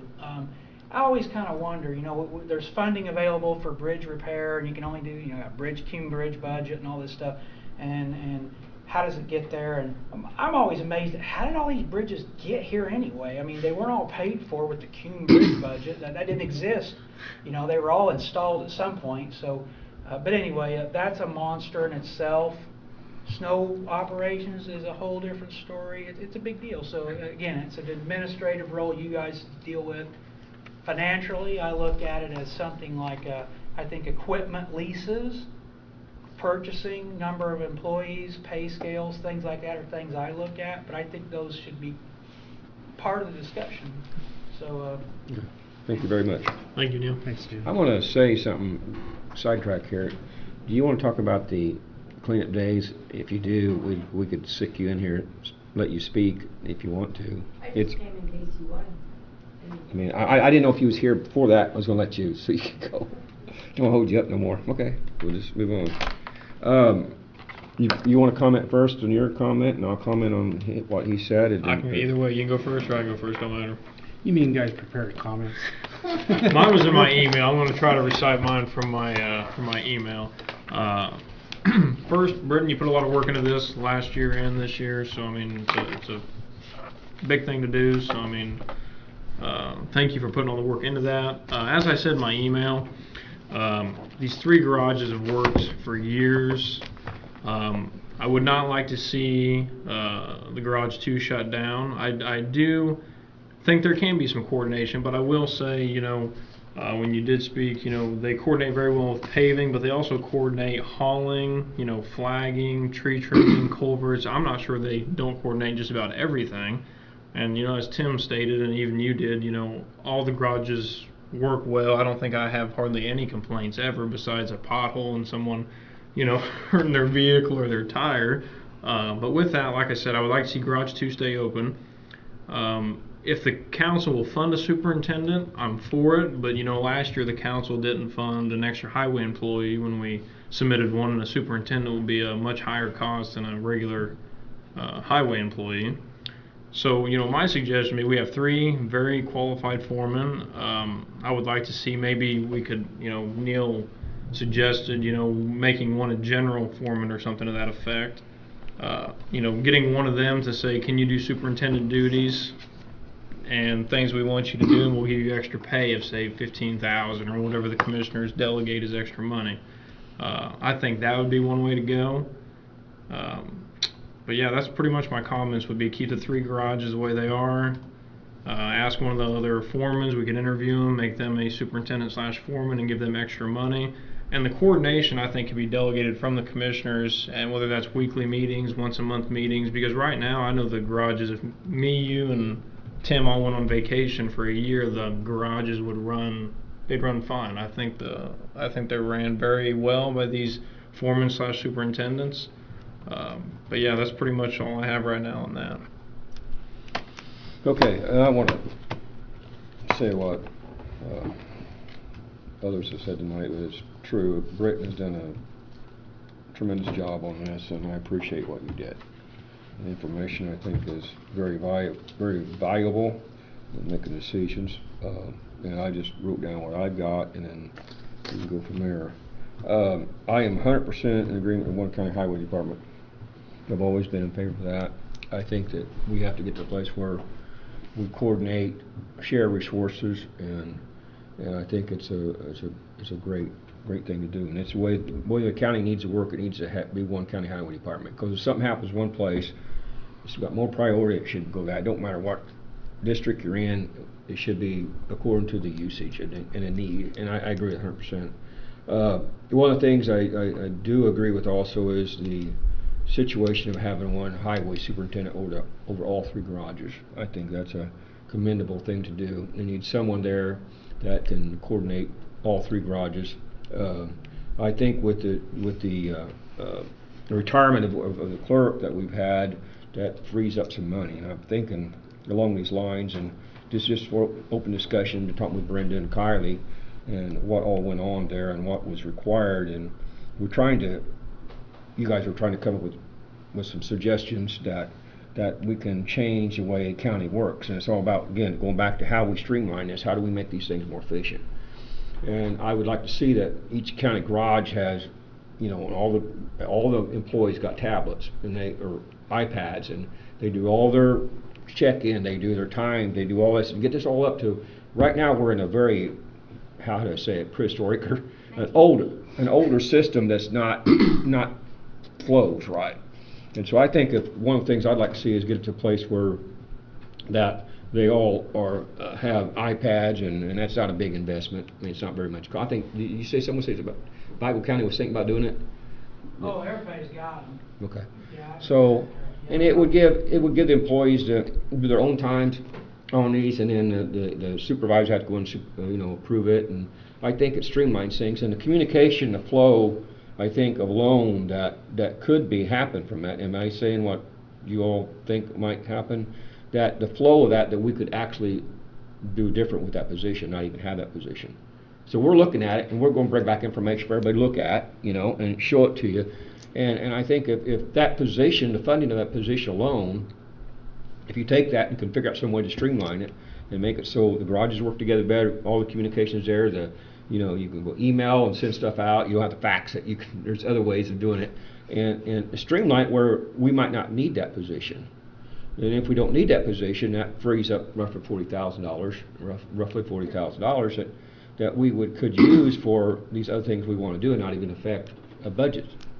And so what I'm suggesting, what I'd like to see happen, is to have one highway superintendent that will be over all 3 garages, and then have that money that revenue that we're creating by streamlining and making the government positions work more straight, we can free that funds up to add to a highway superintendent of 10 or 12,000, I don't know, 15, I don't know what it'd be. What I mean? Something that gives that position a higher pay, and then everybody has something to work for. I mean, usually, what I'm saying, if there's a top position, people want to work for that position, and I think that by creating that and then having that coordinate and have one highway superintendent over the whole county. And I think what we do at work, every morning we come in, there's a phone call made, and everybody on that shift in that plant is on that phone call. And if we can set it up where that new highway superintendent has those calls every morning, and at 7 o'clock everybody gets by their phones, and everybody has a call, it all goes out, and all the stuff that goes on in the county can be more fluid, it can be more thorough, and people can be more informed, and that communication, what we're talking about, is so important to making all this work. And so I think that we can take and create the extra funds if you all agree with what they're trying to work. And these ladies are working hard to try to make some things work. But if they can bring that back and we can utilize that X amount of dollars we wouldn't have to go back to the council for anything on this. Secondly, if we're looking at an engineer, we talked about the $40,000 from, and we finally got somewhere because I'm having a meeting next week. So it's been a long road. But if we can look at that engineer as a standpoint of $40,000 from us and $40,000 from Park County, that's $80,000. And if we put in another $15,000 or something like that, each one of us do, you take that $15,000 from that change of position, and you wouldn't have no fund change. And so there you'd get your highway superintendent, you get your highway engineer, the funding wise. And so that's some things I'm looking at. I do want to say that as a commissioner, our crews do a wonderful job, and I've had very few, if any, complaints about what they do and what they've done. They do wonderful, and in fact, most of the time, it's 95% is compliments. And I do want to say that they do a good job, and they know the roads, and I think that's very important, especially in plowing snow. You know, you take someone who plows the road all the time, they know what's on that road, and they know what's there, and you put someone else in that position, and you know, it's going to take a while. So, but I do want to say that they do a wonderful job. I think that, as Britt brought out, that, you know, one of his tractors ran out of hours, and I think that's where it all goes back to, communication. You know, you had one general superintendent over all of it. You know, you get this problem, move it over there. That's just, it would be more fluid, and I agree with that 100%. Again, as I said, stream the communication, changing things. I would like to see us eventually, and I know we're kind of talking all over the place, but here, the change of the revenue that's created from the change of employment could resolve these two situations at no more cost to the county. So, and it ain't gonna make no difference if you pull one superintendent out of the garage and put him as a head superintendent. It ain't gonna make a difference in the man. You really don't have to put another person just because he moves on. You really don't have to. And I think, as I said, they do a very good job. One of the things I would say that we need to look at, and my recommendation is, bridge work is very costly. You know, I would like to see us get a decent sized excavator, like a 312 Cat. You know, a 320 is a little bit too bad. 320, when you go from a 312 to a 320, is 120, like twice the heavy, and when you go to the 320, it's 9.6. So you're supposed to have Don't worry over. about the model numbers. Do what? 40,000 pounds is what you want. Yeah. That class. That's Don't worry it. about the model. If we had a big enough excavator that we could pull behind a trailer, and that's one of the things I'm gonna make a recommendation, our ARP money. On these bridge jobs, we go in, if we create a crew that would go in and tear the stuff out and remove it, and then let the professionals come in and build a bridge, I think the investment return would be substantial. And I think that we could do that as our crews, and I think it would save the county a tremendous amount of money. So I would like to see a larger excavator put in there. As I said, have board meetings each morning, include the highway workers, and reevaluate. What Britton's saying, it makes total sense. But how do we do that, and how do we do it in time? You know what I mean? How do we do these steps? And we got equipment up here that's up on lease, and to interrupt that lease is probably not worth it. It's to, as stuff comes available, make that decision and that come.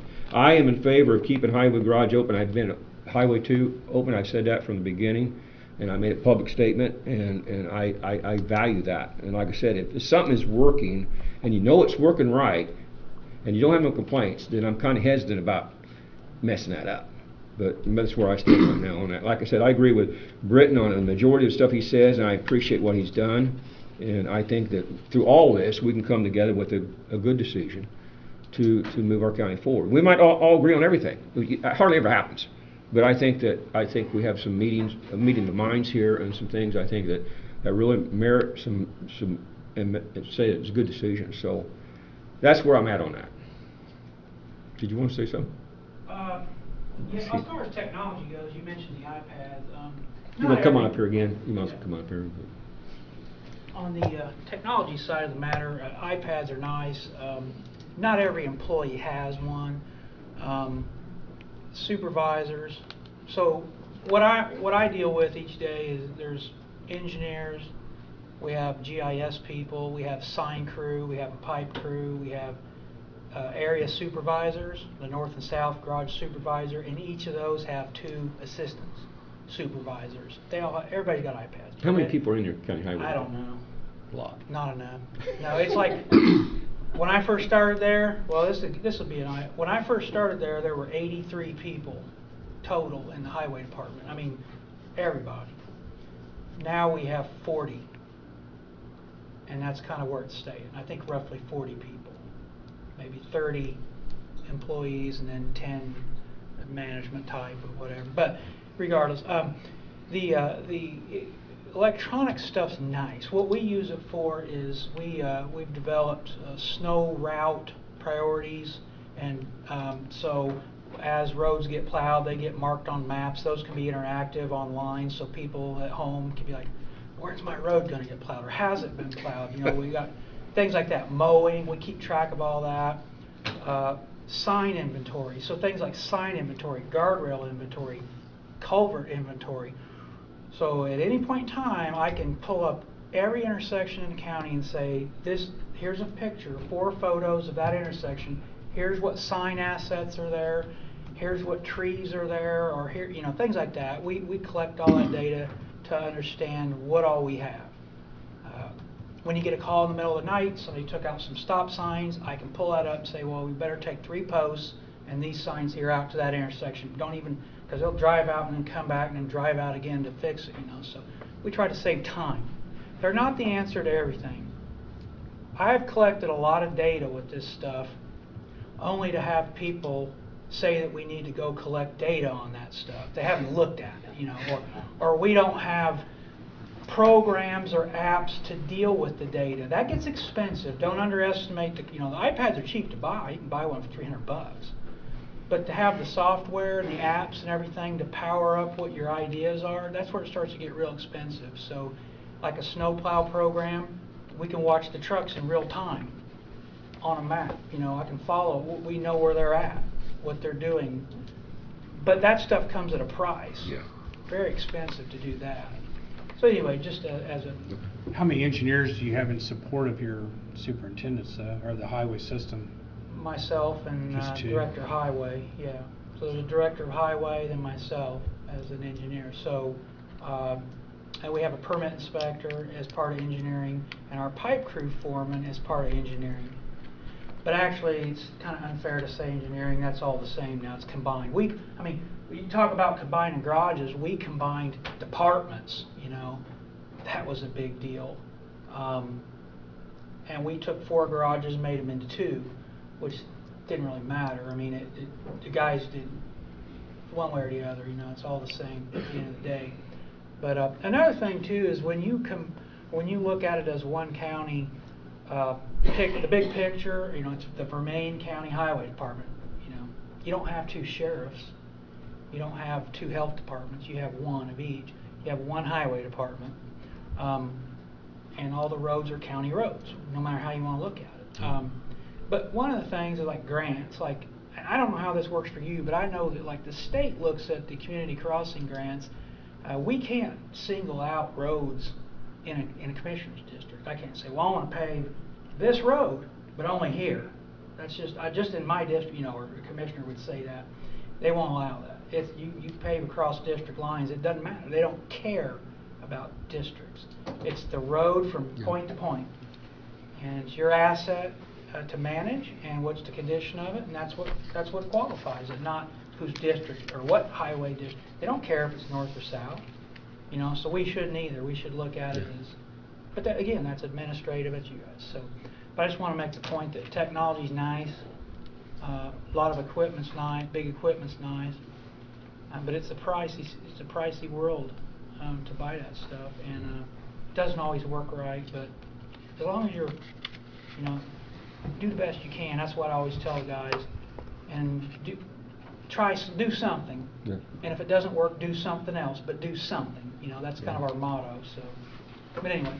Good, thank you. Thank you. Thanks. Well, if you guys would reduce your recommendations, I'm not sure how you're planning on this working financially. I think the foremen are spending, if you look at their overtime already, I'm not sure you can reimburse them enough. I'm not sure they have enough time for one to oversee, still do his district, if you will, and oversee everything. I don't know if we have any single one out there that could do that. If we look at the overtime that they have, they're giving up hours at the end of the year. They're not even able to take their vacation time. I don't believe any of them are. By the time that we get to the end of the year, by the time they have to buy down or use or whatever their time, I think that's going to be a little bit of a problem going forward. Of just keeping 3 districts, keeping our, and even giving somebody more money. I mean, there's a certain number of hours in a day, and I expect they have lives also outside highway. Well, I mean, if the council would fund a full-time superintendent, I'm not opposed to that. I just know they defunded a $40,000 employee last year, refused to fund a $42,000 employee. I agree with you. That's the reason why I thought that we need 2 foremen. Keep 3 garages in, but go to 2 foremen. I'm not sure how. You're still not making no change in money. I say one more thing. Yeah. A matter of responsibility. Yeah. Just one more thing. if you keep 3 garages, which logistically, you know, that could have some merit to have the 3 locations because of the county's length. You mentioned having, you know, conversations every day on what goes on, what we're going to do today. But that stuff's really a weekly plan. So you would say on Friday, the supervisors would get together on Friday and say, next week, we're going to do this, this, this, and this. Okay? So you could have you got 3 foremen now. One of them could be the superintendent, the other 2 could be assistant superintendents. Their work area is the county, not necessarily the north or the south. And so on Friday, they would get together and say, we're going to do this work next week. So maybe the north garage needs everybody from the middle garage to go help them that week, and then the next week you shift guys. So the middle garage kind of goes wherever the help's needed. The far end garages kind of stay in those areas, but the middle garage could go all the way to the 1800 south if they're needed. So that would be your weekly plan. But you could get, you know, again, I don't know how you want to set this up, but you got 3 people now. You could pick one of them to be a general foreman or whatever. That person would probably have some kind of pay raise associated with that. And then he would have 2 assistants that would manage. And so the middle garage, it's not that an assistant manages a particular garage, he manages an area, a north area. And that north area may take resources from the north garage and the middle garage. You don't know. That's the planning that you do on Friday to determine what equipment, what people from which garage goes where next week, and then on Monday everybody goes to work. So just a thought too. Thanks, Neil. Yeah, where do we proceed on this? Do we come up with what we for different items and say we vote on these items, or how do we come up with It doesn't necessarily have to be a vote, but we need to be in agreement. Yeah, I think there's a lot of common ground. I think there's a lot of common ground here. It's just a matter of how we implement it and effectively. So and I think that what you've done is very important. I mean, it's very needed. It's very in depth, and I think that we all agree that we want to make the county run better, our highway department run better. I do. I say again, I haven't had any complaints, and I've had more compliments of the county highway department than ever. You know, in the wintertime. I mean, I've had, and the way it's set up now, I'm just saying it works the way it's set up now to the people. I don't think there's anybody that disagrees with that. No. It's not the surface, and it's not the daily or even the weekly things that we're doing, and some of the short-term planning that we're doing. It gets back to the underbelly that we've got. We don't have that planning. But on the other hand, when you think about this, if you do it in the right step procedures, then you're going to get the feedback that you really need. Right now, if we had a highway superintendent from the entire county, that'd be the first thing you'd do. Let that work, or let's see how it works. Let's see the flow of that and see how, because the way you look at it might be, he might come back and say, well, we need more of this or more of that. And I say, if you're going to do it in steps. Put a highway superintendent in. I think we're in agreement with that. The funding was there. I think that's probably, that's where I'm at. I think you're that. I don't know where you're at. I think that'd be good. And if I could offer another suggestion, I don't believe today that the 3 of us have sat down with the 3 foremen as a group and said, what are your guys' concerns, or are there problems? Are we not understanding them? Or how do you guys think it should operate? Because they're the ones that are the boots on the ground Monday through Friday, not me, you, or Britton, and maybe one of them steps up and says, hey, maybe they've got an idea like Neil does on how it should work and operate. I would encourage us to maybe coordinate with them and have like an administrative meeting with all 3 of them and us 3 and pick their brain a little bit and see what they have to say. And they may not have anything to say, but I at least I think it should be offered to the 3 foremen. I mean, they've been here a lot of years and have a lot of experience. I have no problem. Would you want to say something? You do come up here. Yes, I just want to say that I'm sure that You want to come up here if you want to talk. Please. I'm sorry, but there's an order up here. When someone from the audience speaks, please have them stand and state their name. I got an order up here. Okay. Melissa Weibel, and I've worked with some of the guys from the highway department, and I really think that anytime there's any discussion of change, you're going to have people wondering what's going on, and what RJ just said would be a really good idea, because you don't want to lose any of these guys, and if they think you're going to cut their jobs, they're going to go looking. And I wouldn't be the least bit surprised if that's what some of the gossip going around, and I don't mean gossip, some of the It is gossip. discussions going It is around. gossip. But there's rumors, I don't mean gossip, the rumors going around, well, they're gonna shut down this garage and all these guys are gonna lose their jobs. And I'm Yeah. sure you've reassured them that's not the case, but if you're not talking to them face to face, you're gonna have some guys thinking, well, they're gonna cut my position, well, I better just go look elsewhere. And we really can't afford to lose any of the No. people that are already trained, so agree. that's what I wanted to say. Good point. Yeah, we can have a meeting with them, try to take them out to eat dinner and just sit around and talk with them.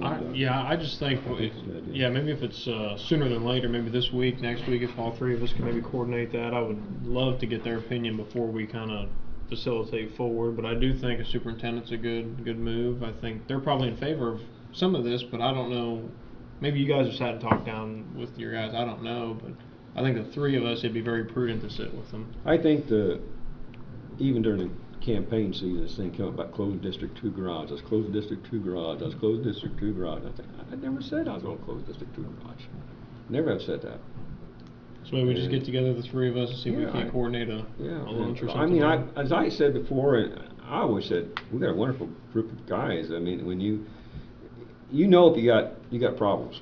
If you've got a highway, you'll know if you got problems. And these guys do a wonderful job. And like I said, I think it's important they're reassured that their future is not at stake here at all. It's never been, even with Britain's proposal, never eliminated nobody. There's nothing in here that No, says do no. anything with the guys. Never did, And never did. What it is gets back to the administration Yeah. of this highway. It has nothing to do with, in fact, if you read the proposal, it said basically if we're going to keep 3 garages, you need to add people because we don't, we're not using our equipment in a good manner. It's not No, saying but- cutting by, it says if you're going to keep them and we're going to keep all this equipment, add people to use the equipment then. Yeah. It's, So I think just if you do it in steps of getting a highway, like I said, we're working on this highway engineer. It's possible it's going to happen.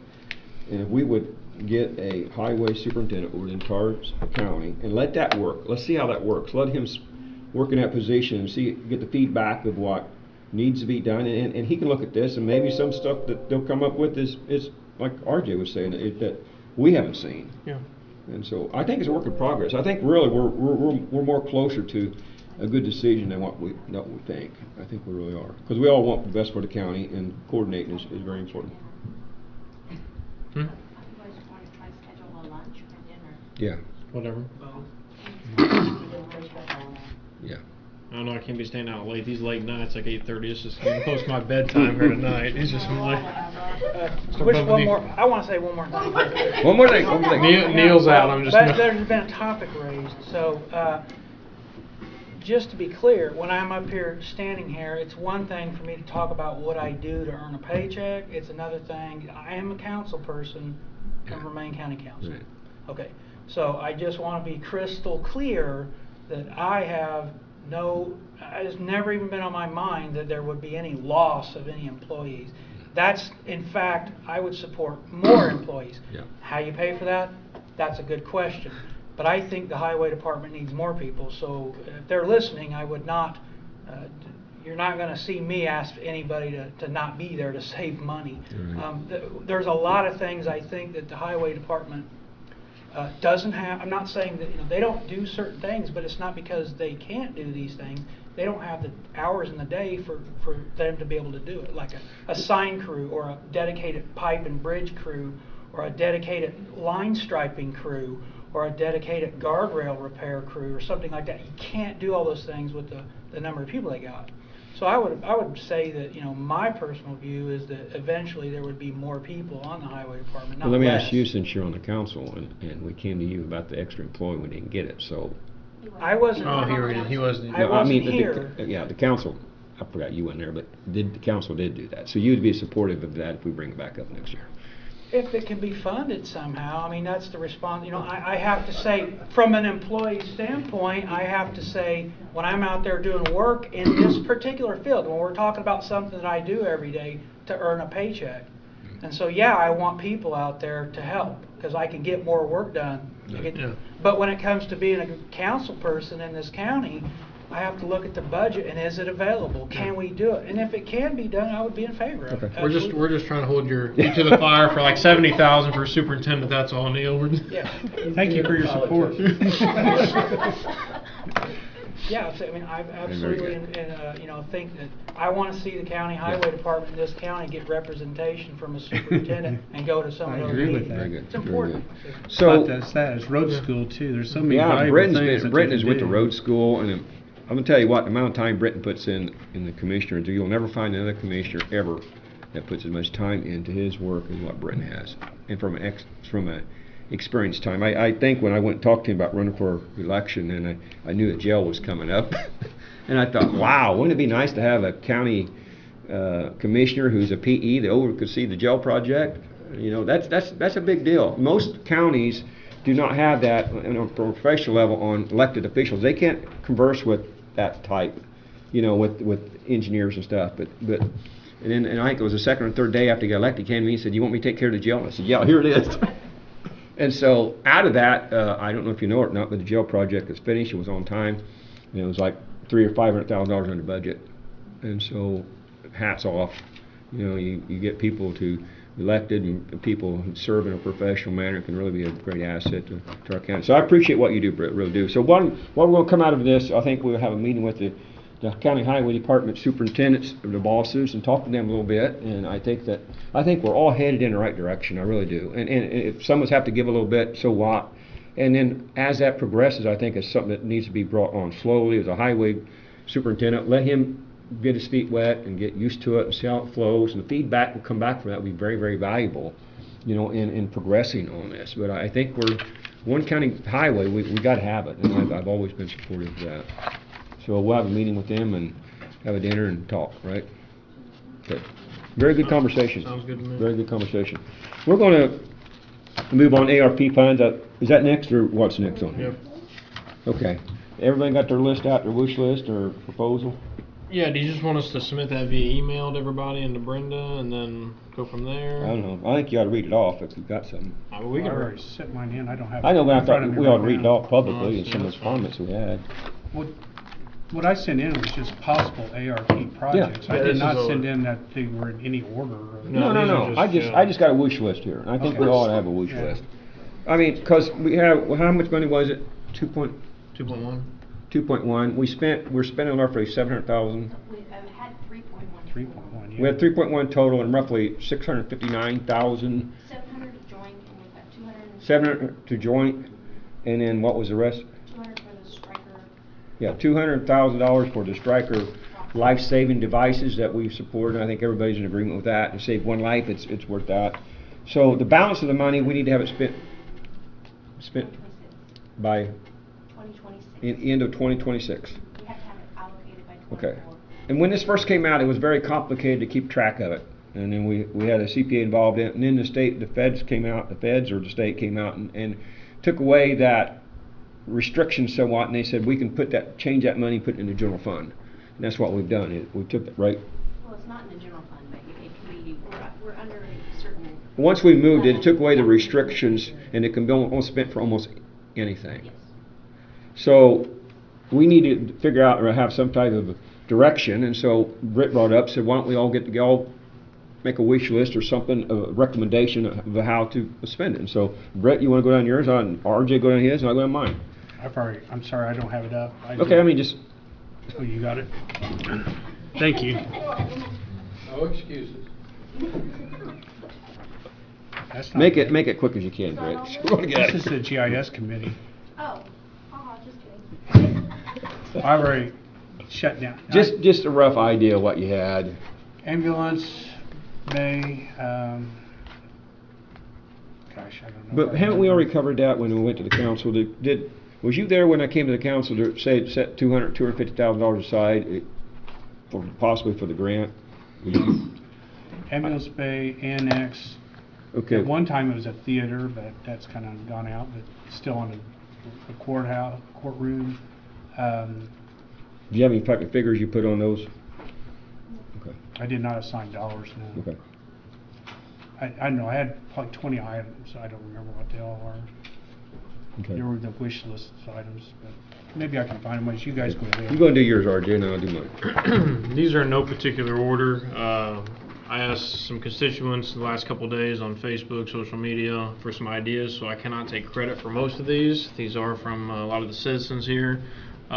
We've spoke about, doing feasibility studies. We've always said the I-74 corridor is a potential untapped potential. I think that's a possibility.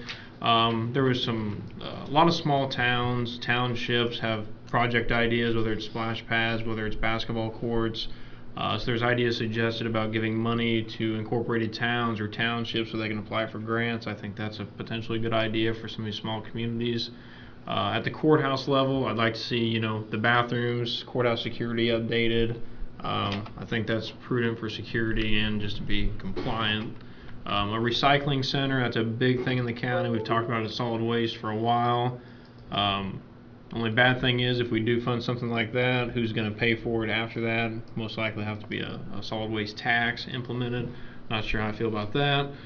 Historical Society, give money to festivals, hill climb, 4-H, Little Italy, abandoned housing cleanup. Let's see what else here. Water sewage for communities, rural communities, unincorporated towns that need help with that. You've got I've already said abandoned houses cleanup, but those are just some of the short ideas that I have, and I would like to thank the community for giving me some of these ideas. There's a lot out there, and I do appreciate them submitting them. Okay, I put some figures on mine, so if my figures don't jive with you, they're guess. I know we got extra spend, so I thought maybe I added up here. $250,000 for the matching funds for the Ready Grant, and that is a good possibility that's going to happen for the new ambulance facility. I think that important that I've always said in these grant money is if we can take money and give it to someone or give it to a court, an entity, and they can take that 25% and make 75% return on it. I think it's important that if this money can be used for seed money for larger grants, I think it's very important. And if economic development comes up with something, I'd appreciate, something if you can come up with. I just put down $250,000 for, and it goes along with what RJ said, for pole barn construction and office for space for a new recycling center. I mean, that's starting. We don't do it. We haven't did it, and we need to put something down and make something happen on this recycling. And I know RJ said something about tax, but really I don't know. How about District 2 garage? Go ahead. In the back of it. Yeah, you're right. So that is something that this might be an opportunity to do something toward recycling. I mean, if you invest $250,000 in a pole barn structure with a little office center, you could make a pretty nice building for a recycling center for $250,000.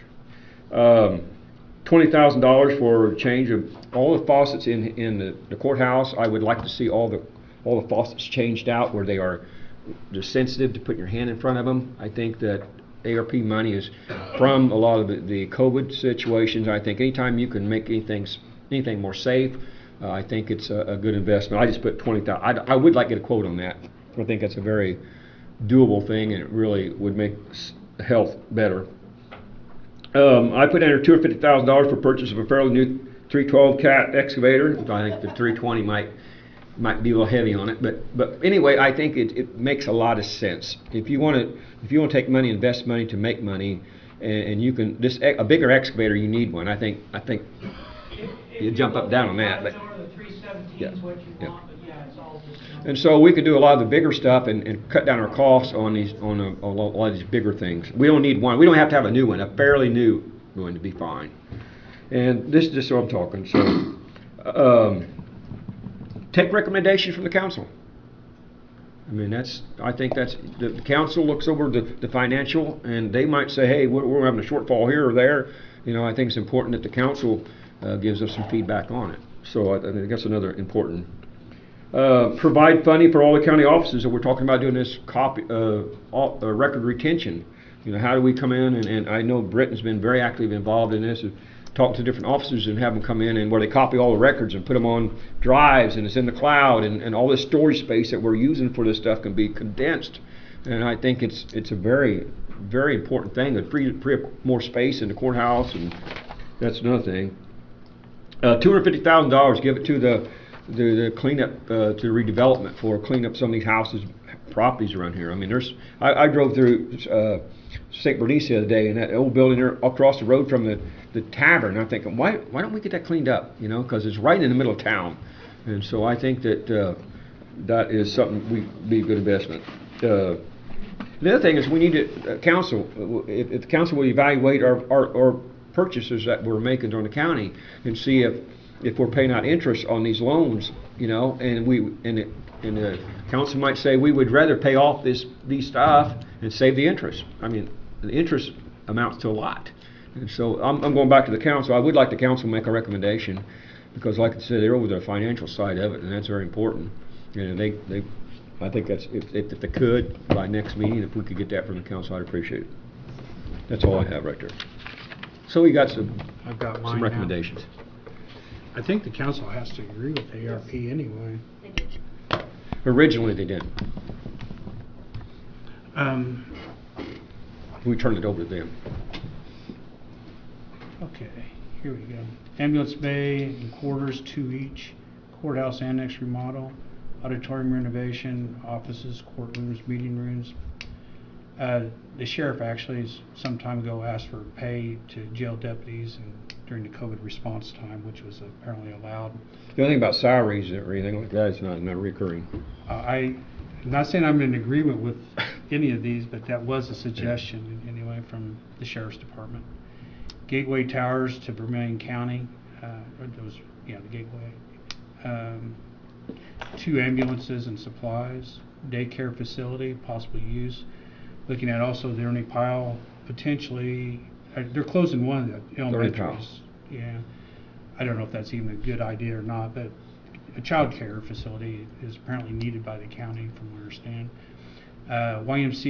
YMCA type facility, recycling center, boat ramp, Wabash River at Summit Grove, bridge repairs, replacement, trail expansion, old Newport jail renovation, county garage covered equipment bays, salt box lifts, county development at Rise, equestrian center with St. Mary's of the Wood, the use of the Ready Grant, outdoor music venue, like a Deer Park Indy type thing. This is something I'm going to announce next week.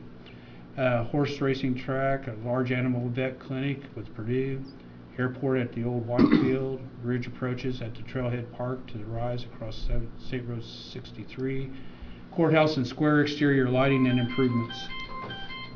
Ta-da. I think RJ and I think that we're in agreement that the I-74 is something that we have not capitalized on.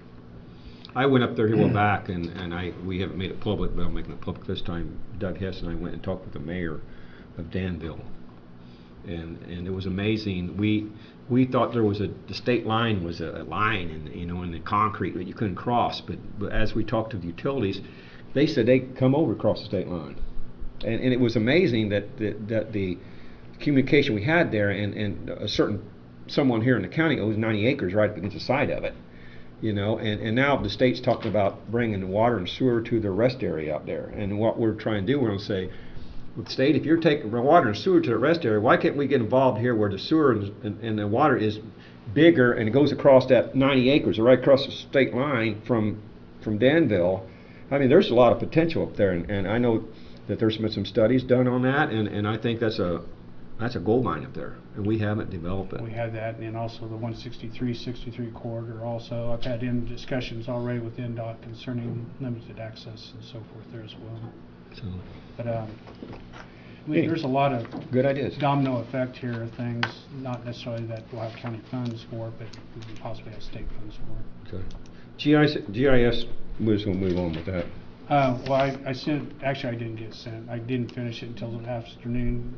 You have in your packet, not for discussion now, but for you to consider for the committee direction anyway, and a couple of names. Not all for consideration, not for well, if you want to discuss it, you can, but for next week, for next meeting anyway. Okay. And I have the IT one, and I do not have it with me. But we'll send that out and bring it up next time. We done got the members to that board, and I good. need to try to have a meeting with them. Okay, cleanup days. Who, RJ or one of you two want to talk about it? You or? I can. April 14th, 15th, countywide cleanup days. 14th will be from 9 a.m. to 6 p.m. and the 15th will be from 9 a.m. to 1 p.m. Just like the fall, we are allowing recycling at each facility. Melissa's done a good job, as well as several board members, getting information out on Facebook and the newspaper. I believe there'll be something ran on News 10, probably News 2 as well, advocating for that. So we look forward to seeing you.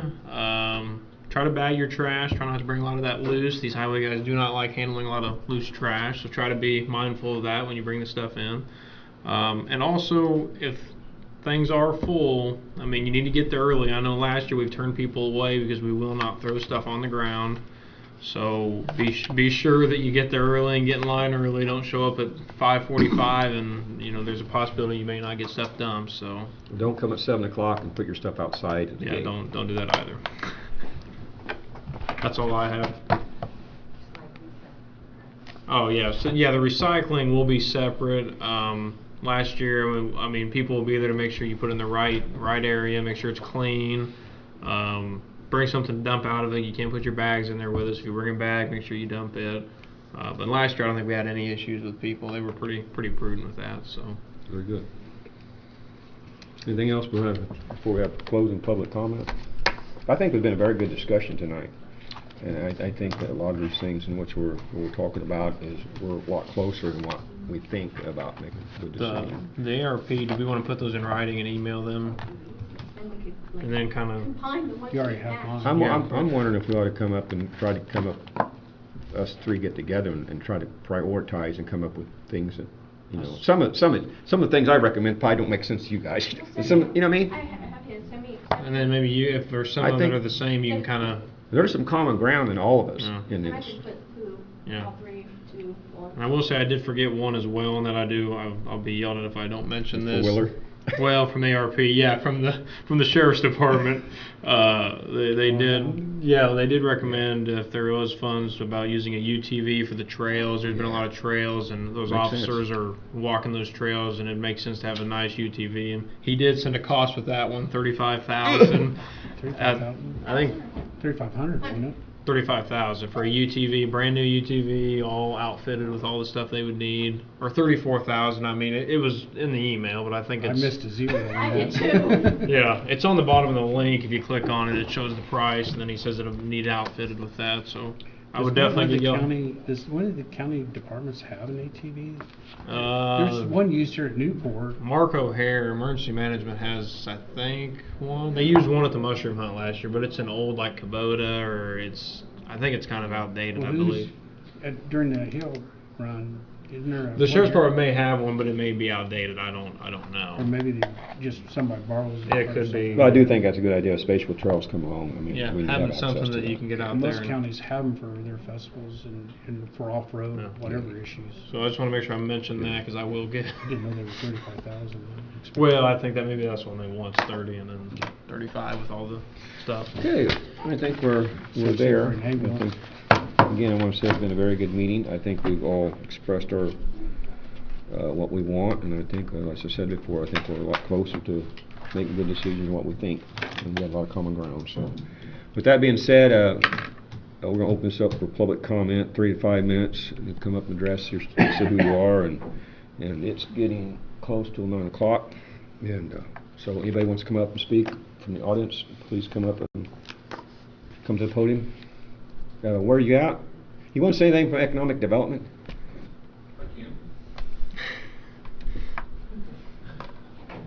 Voice talk. Make it brief, Doug. No, I'm just kidding. Good evening, Doug Hess, Economic Development. Spent the day in Indianapolis today, testifying before the Homeland Security and Transportation Senate Committee regarding the House Bill 1046, which would be for the RISE regarding the Community Crossing Grant. Happy to report that it passed through committee 8-1. Good. It's now moving on to appropriations. Hopefully within the next few weeks we'll have a hearing, because it's not going to affect our portion of the bill. It doesn't affect the appropriations. But as you know, with government, they just keep adding on amendments to it, and it's other people's bills or issues. That's why we have to go to appropriation. Then we can hit the second, and then hopefully the third and final vote. Only issue that we're having right now is we have 2 weeks to have it heard before appropriations. We're 29th is the last day of April, is the last day that the Senate, or the state is in session. So we're just playing the clock right now. So hopefully we'll get that done. But like I said, it passed 8-1 today. Do you know if that was a 25% match or 50%? 50. Right now Okay. it's 50. Okay. Yes. That's better than nothing. The way it looks like it's going to be worded now, out of the 4 reuse authorities, basically Vermilion County will be the only one that will be able to apply for Yeah, it. some And people the scream reason about for that. that is, since the county does not own the roads, that is a plus, and basically a lot of these senators and reps thought it was double dipping, basically, if it was a county road plus inside a reuse authority, so they kind of stripped that out, which leaves it good to us. Yeah. I mean, it allows us to most likely be the only ones that'll be affected by that, unless they add it back in at some point. So the jury's still out on that. The other thing is, we're speaking with the governor's office about the hub zone identification, because at the end of June, I believe, or May, I think it's June 30th, we lose that status. So we are petitioning the governor right now to see if he'll reinstate us back in with that, and we've had some very good conversations with that, and we're cautiously optimistic that that's going to work as well. Submitted a couple of proposals out at the Rise. Also talked to a couple of individuals for some businesses here within the county that's separate from the Rise in terms of that. So hopefully we will see, I think for Operation Coffee was 3rd quarter. I had to verify that, so we won't know until 3rd quarter if we even get selected for that. So Is that the one that you brought out here a while back and you had the meeting the next day or so? yes, we had a very short turnaround. I think we only had 72 hours, something like that. Some of these are very, very tight. I think that turnarounds. probably what we ought to do as far as commissioners, we need to have some type of form letter that we draft, that we have here that's ready for you. Yeah. You know, I mean, anytime he has something he wants that shows and it have our signatures on it, it'd be. Well, that's where I think we need to go back and revisit this DocuSign or something very similar to that, because that would solve these issues of you being in Florida or you being in Alaska or can't get here because we can't get here. But I think that would DocuSign work. would Yeah. do that. That would work. So, And that'd be a little more legitimate than Yeah. having signatures sitting here ready for somebody to use. right. And then, so we are applying, making some progress, and now it's the waiting game on that. So just wait and see. A lot of those are not, can't the president sign for those? That you don't need all 3 commissioners necessarily? Yeah, a lot of them. The one that we asked, we only really, it would be nice to have all 3 of it, but really we just need a signature, and usually we It's just go to usually the Tim. president, Yeah, unless usually we he's just go right to Tim. incapacitated. But it'd look better if we had Well, something with all 3 signatures on it. Yeah, it just shows support and everything in terms of that. So. Okay. Doug, one thing, who Sure. was the one person that voted against that out of committee? I'm just curious who voted against that. Well, it's funny that you said that, because we know who the senator is, and he asked to clarify his vote. He's not necessarily against it. He said he may be for it when it goes to the Senate floor. Honestly, I don't think he truly understood what a reuse authority is, and Well, we have good been aggressively educating both the House and the Senate. Just, and no disrespect to them, it's just not something that they come across every single day. I was just curious. I want to reach out to him and say, why'd you vote against it? And that would, help our county. So I was just curious who it was. And then I'll tell you, the other issue was the hub zone issues. That was another one that we've been educating a lot of individuals What was on. it? The hub zone status.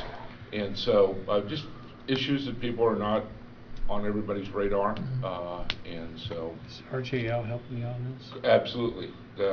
We've been tag teaming everybody, and when I can't be there, they're there, and then when I'm there, then we're both sitting down talking to the senators. So the one senator that voted against it today out of committee, we've already got them on the list that we're going to be reaching out to him to speak with him, and I think it's just an educational thing. I think once he truly understands what's going on, we'll be able to get his support back. So Good. I think it's just a little hiccup, but good thing is it passed out of committee today. The issue with the rise, getting that status changed, I do want to say publicly, we consulted with Attorney General Todd Rokita. He was a very big part of that process, getting that done, and I just want to give him public credit for that. I appreciate it. Yeah, so, trying to make progress, slow but sure. Very good. Thank you. Yep. Anybody else? Anybody else? It's your chance. Going. Motion to adjourn. I'll second the motion. Discussion? Discussion down. All in Aye. favor? Aye. Aye. Kylie, am I good on papers or I need more to sign?